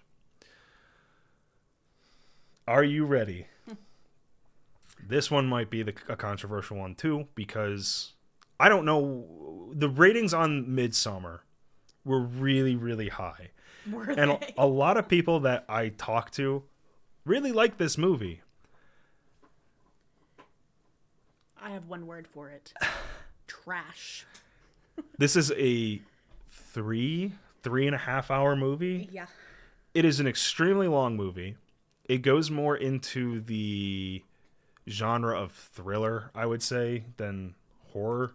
I feel like that's pushing it. Like that's what they tried. They tried to do like a Shutter Island type. Like, there's a lot of suspense and everything. But I don't get why modern thriller movies, or when you're trying to build suspense, they've started going backwards in time to like the 60s, where they're doing like the slow-mo and the zooms in, and like everything's just moving extremely slow. This movie could have been an hour. It was not. It was 3.5, and half of it was slow motion scenes of them walking. And I don't understand why you can't build suspense the same way by just doing better instead of these slow motion scenes of he's walking to this building, she's walking over here. And so the movie is incredibly boring. So that's number one. We had to Google what the whole movie was about at the end. Yeah, like I feel like I understood kind of where the movie was going and why things were happening, but the reason that the director gave kind of was a little off from what I was thinking. So according to the director, it's a breakup movie, and it's her liberating herself from a toxic relationship or something like that. Same idea as Renfield. Renfield did it better.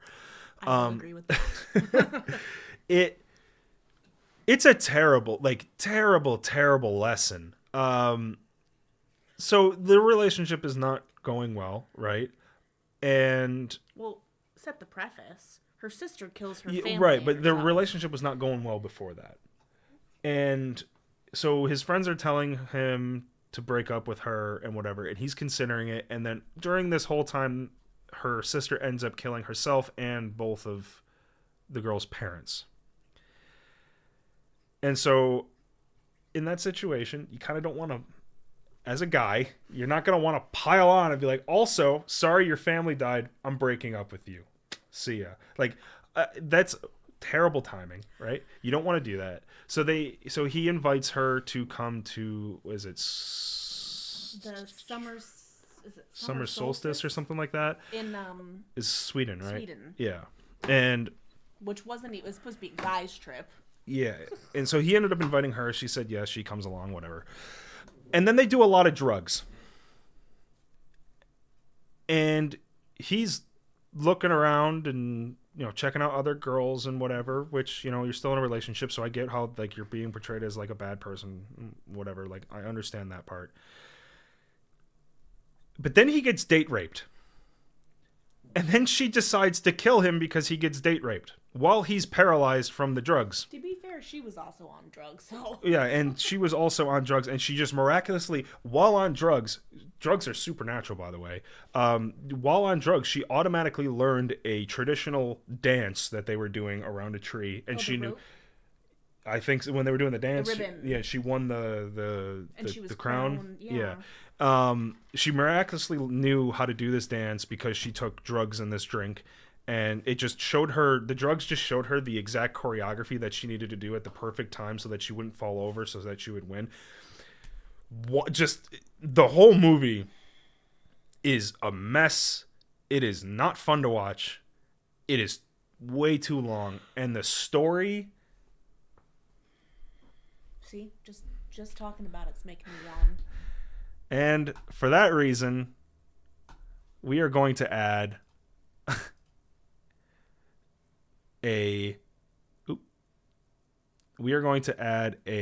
another tier in this list called Midsommar. I don't know if that's how it's spelled. That's how we're spelling it. And we're going to add that in there because that's how bad it is. It's worse than a war crime. This is Midsommar. Saw X, another movie that we saw for the first time, obviously, because it just came out, last month? Last month. Mm-hmm. I didn't really know what to expect going into this. As a big fan of the Saw series, Spiral was a disaster, but the movie before that, Jigsaw, as you'll find out later, I thought was pretty good. Saw X is more along the lines, it's less of, you get the game in it, but the game's not the main focus. The main focus is the backstory of John Kramer and Amanda. And you see a lot of things that are pretty intricate to the story that you see in the first 7 movies. This is genuinely the first Saw movie that I've hoped every single person that's playing the game dies. It's the first time I've ever actively found myself rooting for people in the trap to not get out. But again, Oh wait, sorry, I'm thinking of the wrong one.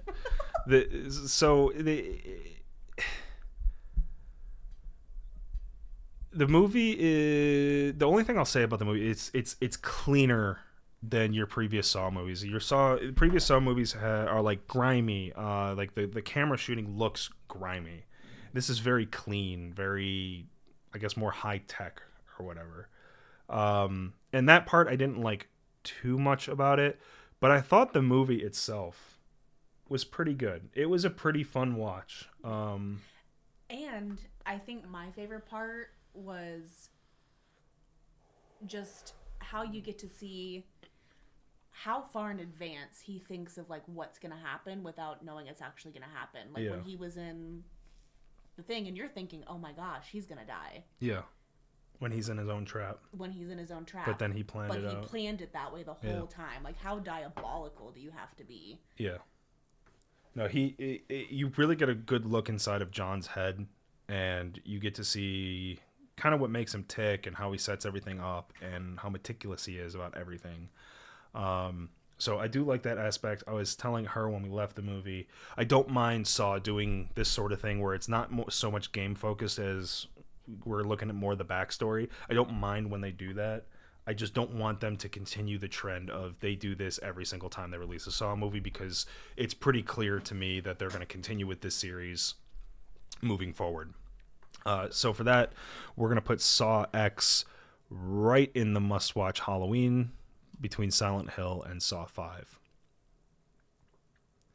A personal favorite of mine, The Babysitter, a movie that is so bad that you'll want to watch it again. The Babysitter is kind of it's a horror comedy.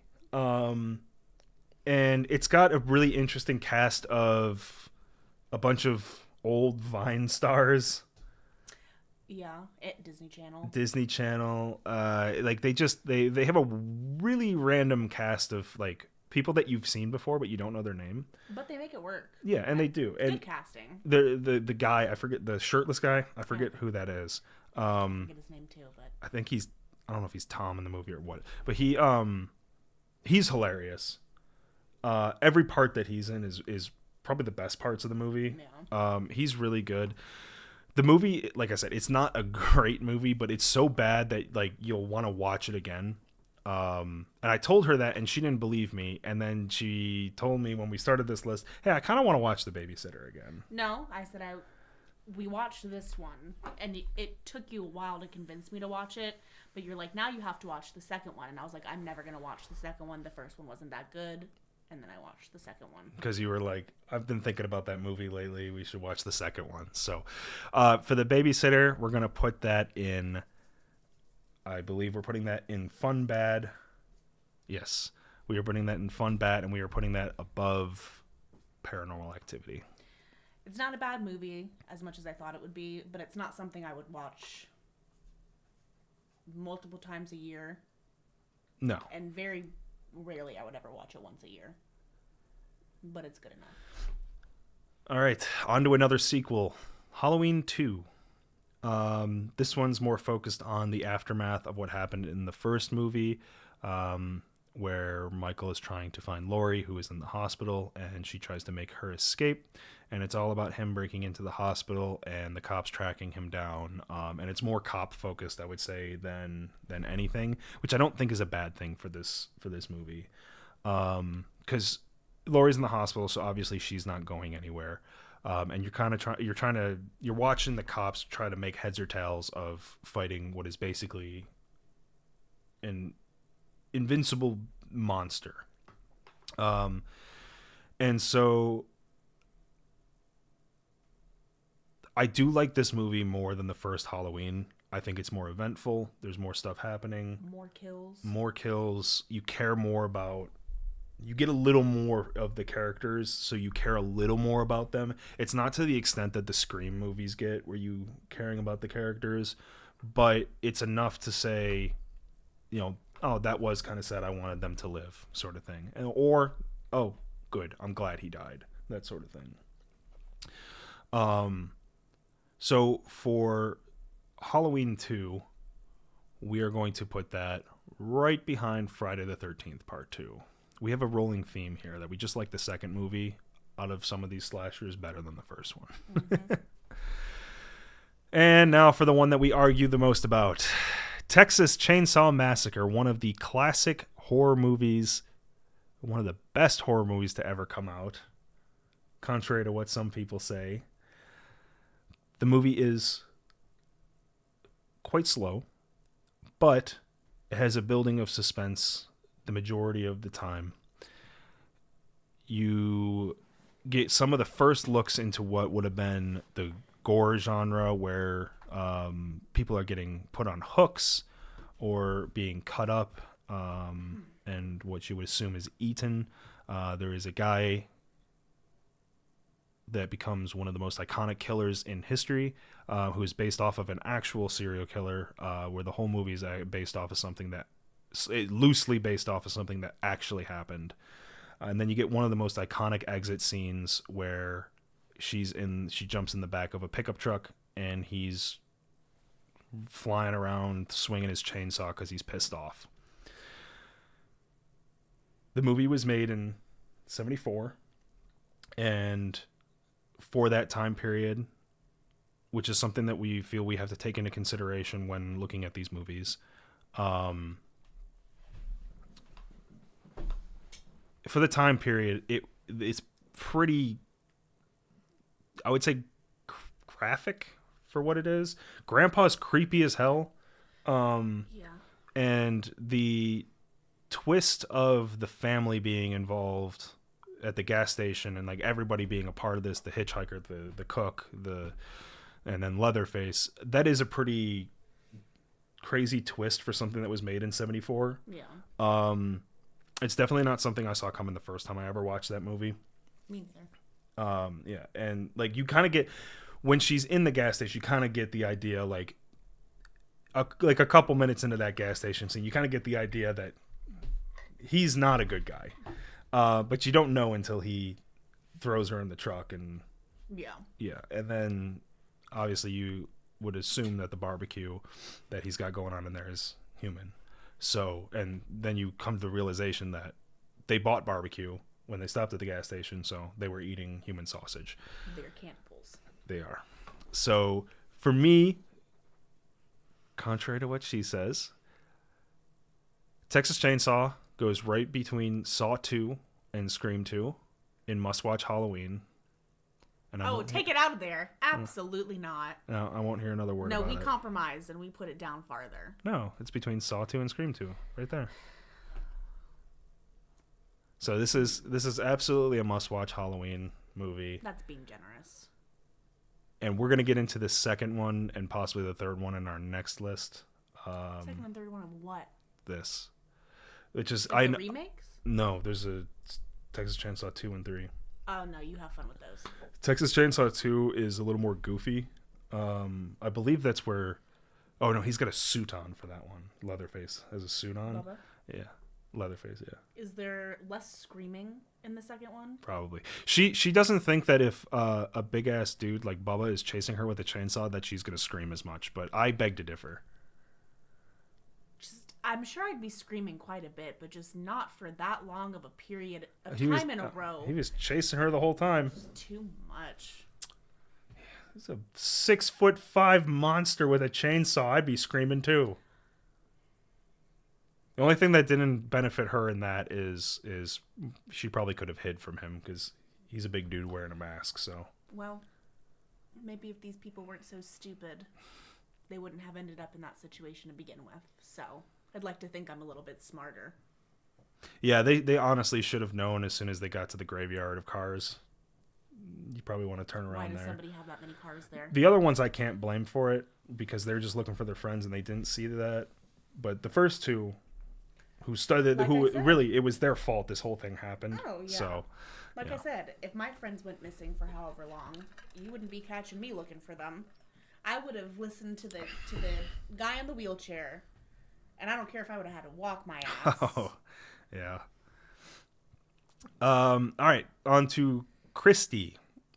This is probably the least known movie that we watched out of our whole list. This movie is a very, very low budget slasher movie. It's the first movie we watched out of all of these this year. It basically, it's your normal slasher movie. She stays on campus over Thanksgiving break, and she goes to the gas station and runs into what's basically a nationwide cult on the dark web that is after girls that are more privileged than they are. They want to, like, girls who have more money, more nicer cars, like that kind of stuff. And so they chase her onto campus and kill everyone and yada yada. They try to kill her. I don't think the movie is a super bad movie. It's super low budget, so I do take that into account. I think they did good Yeah, for the budget. I thought they did pretty well for the budget that they had. It looks honestly, it looks like a school project almost, and you can only find it on YouTube, which I think is pretty weird. But I don't even remember how I stumbled onto this movie a couple years ago. But this is a movie that I tend to I won't watch it every Halloween, but I'll watch it once in a while. It's not terrible. It's not great. It goes into the fun bad category, and it's actually the leader in our fun bad category right now. If I can get it there. Thank you. Good job. All right. On to another instant classic, Jaws. The shark movie that that began all shark movies and ended all shark movies. Jaws is terrific film. The Bruce, the robot, is terrifying. It's crazy that the things that they did in this movie, like not telling certain actresses that there was an actual robot shark in the water, and then getting their natural scream when they got pulled down by something. Well, no offense, but if you're shooting in the ocean, how would you not think there's an actual shark in there? I don't know. I don't know how true that is or not. That's just something that I've heard. But the movie is an extremely, extremely long movie. But it's good. But it is really good, and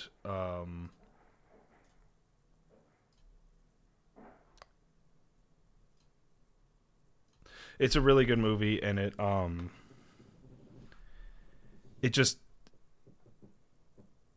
it's almost like a play where there's like a different acts in it. There's like the beginning when they're trying to figure out if it's a shark or not, the middle when they're like it's definitely a shark but the mayor is being a dickhead, and then the finale where they're on the boat. And obviously you get one of the most iconic lines in probably all of movies, which is, "We're going to need a bigger boat." And the way that they tackled the shark, like there's nothing unrealistic about how I feel like they were hunting the shark. And you get a lot of unrealistic stuff in some of these horror movies, and that's why I think a lot of shark movies don't do so well, is because you got shit like Jason Statham going through like a futuristic submarine to like fight off a shark. Like you get like weird shit put into shark movies, where this one was very natural. And they said it was, I think they said it was like 20 to 25 feet great white, which isn't completely unrealistic. I think the biggest one that's alive right now that they're tracking is like 20 feet or 18 feet or something like that. So it's not like this thing was like they didn't have some crazy bonkers ass shark. 50 foot. Yeah. It was a fairly realistic looking shark. I know it ended up giving people a lot of bad narratives about sharks that just aren't true. But again, it's a horror movie. If you're learning your facts from horror movies, you're a moron. So Jaws for us goes up in the cream of the crop territory, and we are going to put that right after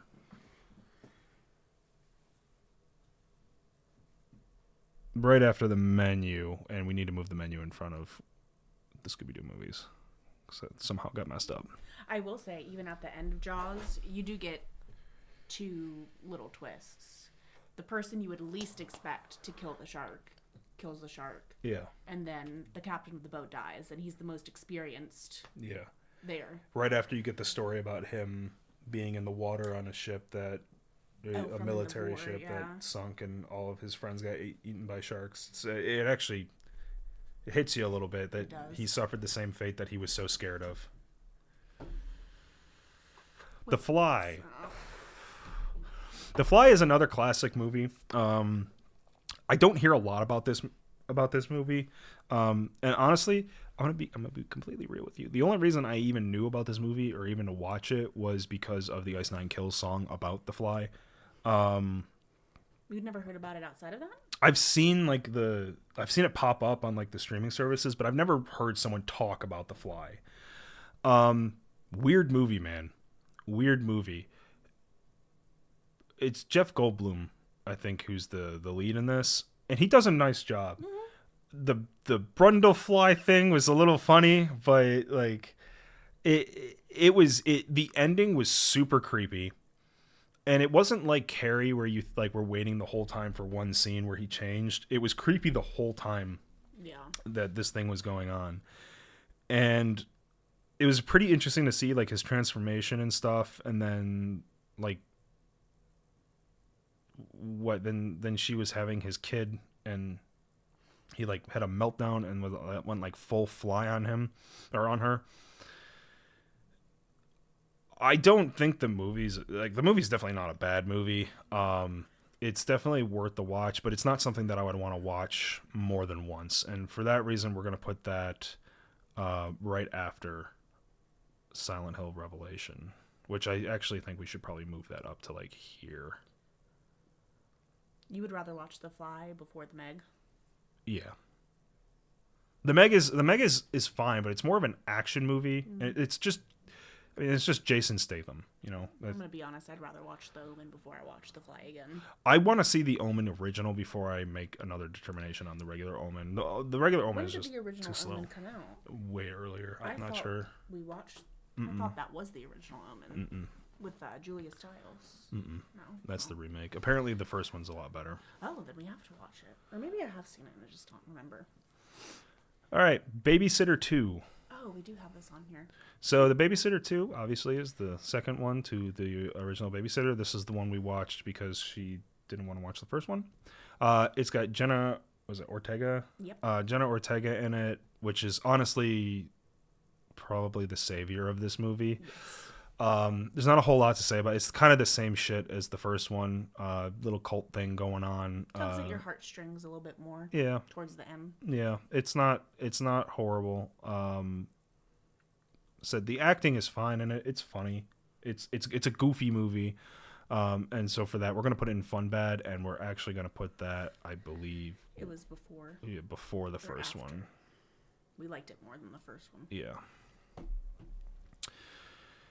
One of the classics, if not the biggest classic, it is the biggest classic we have on our list, Psycho. This is one of the most overlooked movies in all of horror. It's the grandfather of all slasher movies. You really get your first look into what would be kind of a serial killer, I guess he would be considered one. Norman Bates, one of the most underrated villains in all of horror. Anthony Perkins does a great job with this. Psycho obviously is going to be cream of the crop. We're going to have this just under the Scooby-Doo ones, and I do think it's better than Shutter Island. I will agree. This is a 60s movie that feels like it's a 90s movie. They did really good, yeah. There's not a lot of downtime. There's a really compelling plot. The characters are all mostly likable.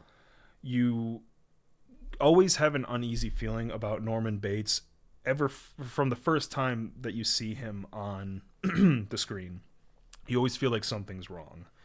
And especially like if you didn't watch it before with the mother and everything, she was actually surprised by the twist. I forgot that she hadn't seen this movie at least in a while. No, this is the first time I've seen Psycho. Huh. The only thing I've watched close to this was the show Bates Motel. Mm.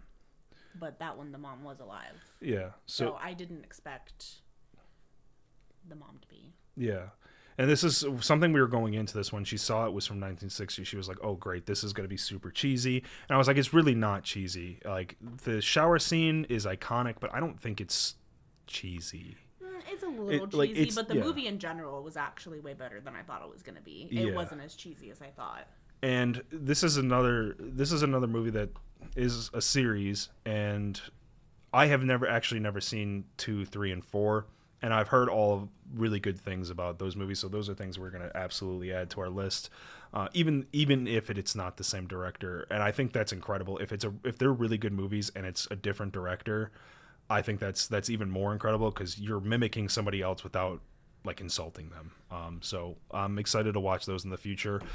But one of the most underrated movies in the horror genre, probably of all time, definitely cream of the crop. There we go. Truth or Dare 2018. It's the same thing as Truth or Dare 2017, but with the smile. Group of friends goes to Mexico, plays a Truth or Dare game, gets stuck in the Truth or Dare game that's trying to kill them. The games are kind of interesting, I guess.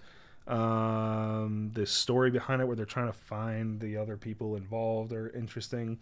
But the thing that differs from this movie, from the 2017 one, is the ending is miles better than the 2017 one. And thank God for technology and social media. Yeah, the ending is something that could actually. I feel like with these like kids games ones, they're mostly made to scare kids, and the ending to this one is something that could scare a kid. Yeah. Right. When I was a kid and I watched like One Missed Call, I was scared of One Missed Call because it's a movie made to scare kids.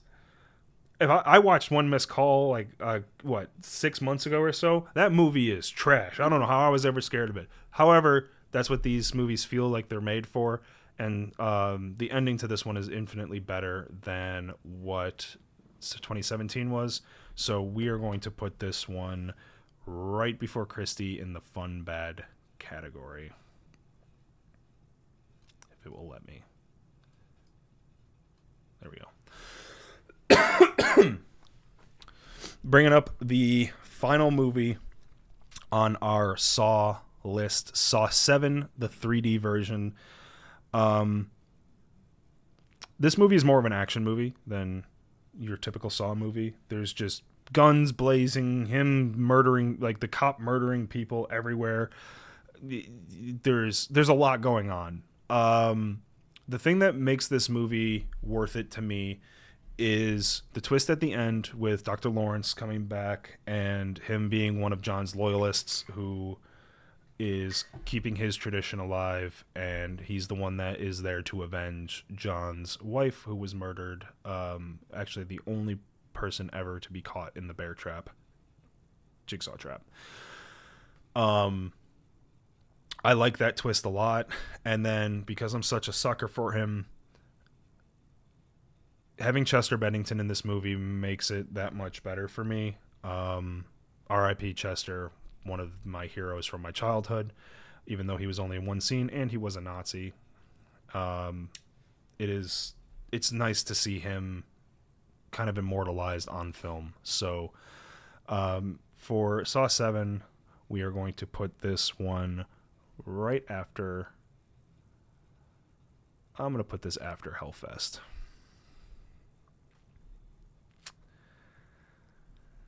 Now, we talked about sequels and what sequels bring. Jaws 2 is the complete opposite of the rules of horror sequels. Again, this is a movie where nothing happens and it turns into nothing. The kill scenes are weird.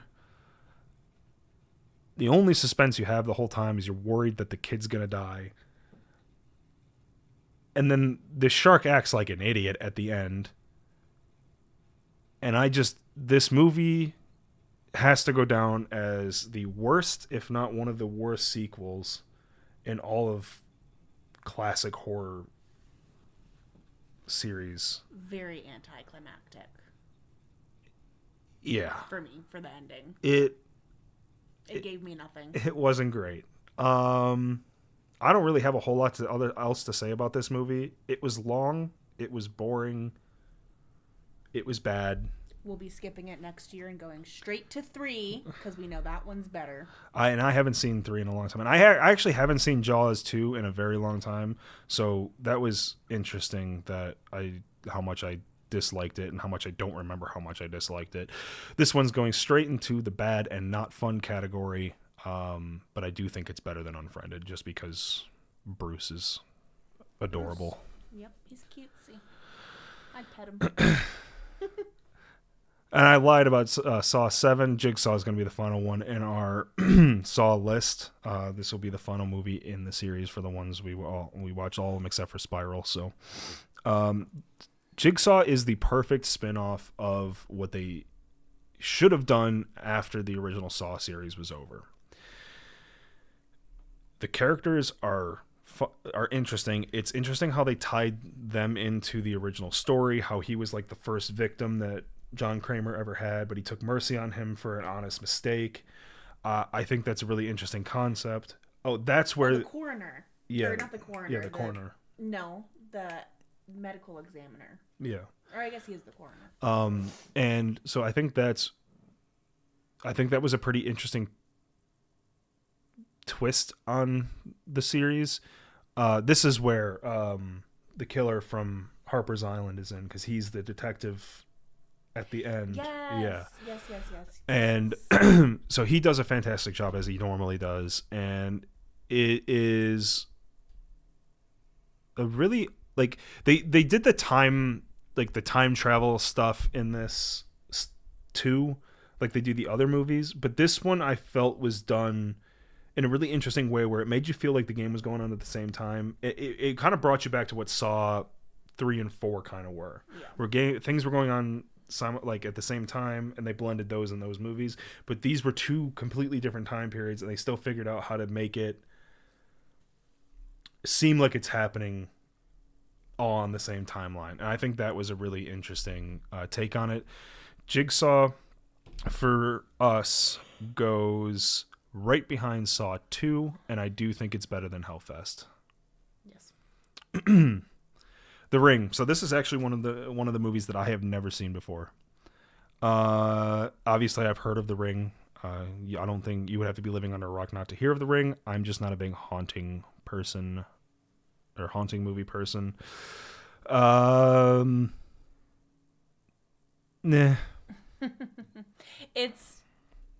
I enjoyed it a lot when I was younger, because obviously I got scared easy.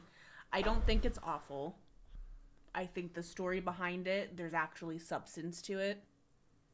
And I think there is a decent amount of suspense. You know, you kind of get your little on edge. Yeah. But I think it was still kind of slow moving. The story wasn't awesome.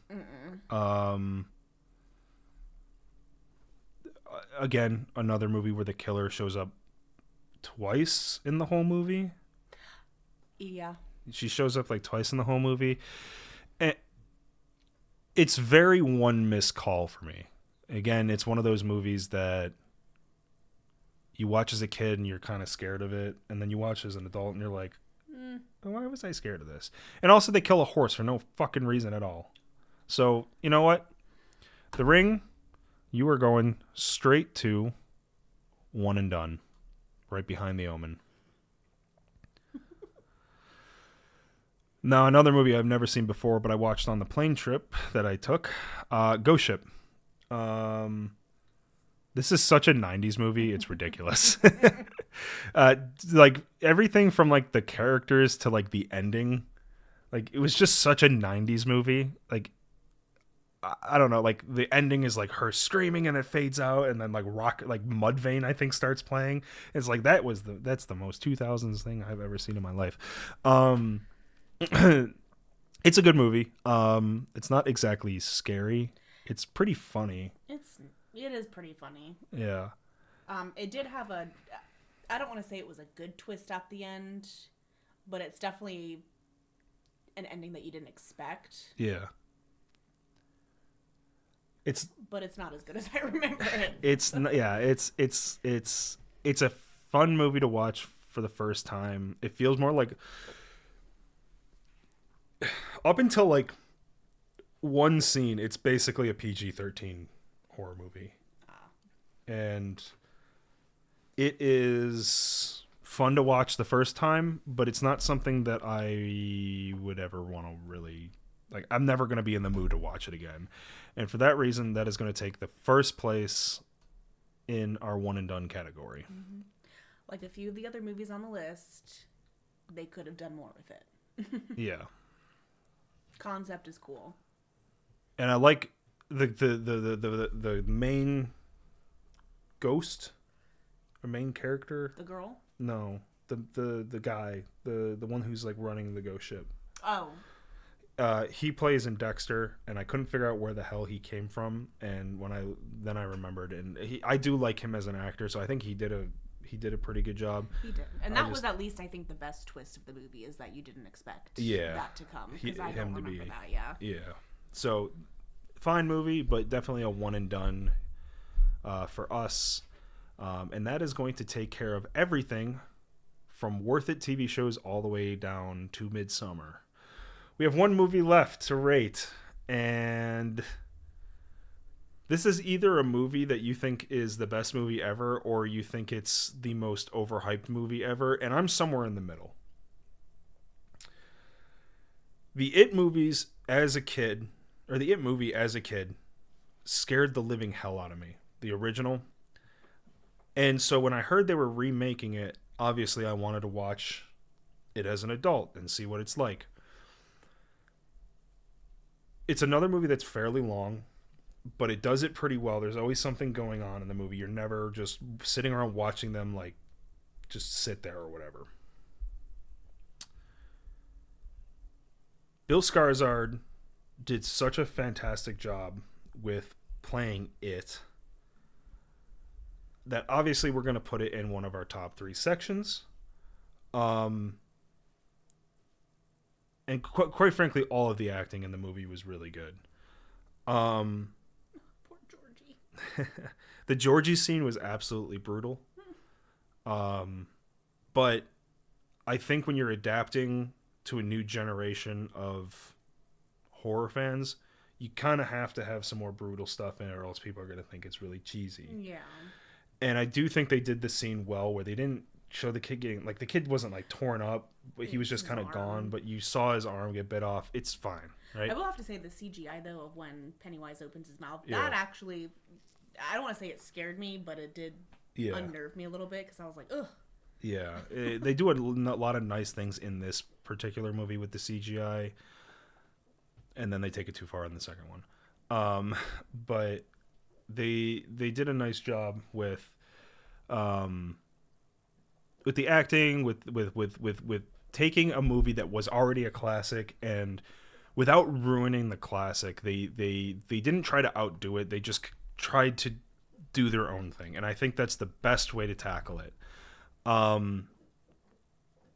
Yeah, this movie for me is gonna go right into cream of the crop, and this movie is actually going to be our number 5 movie behind The Shining.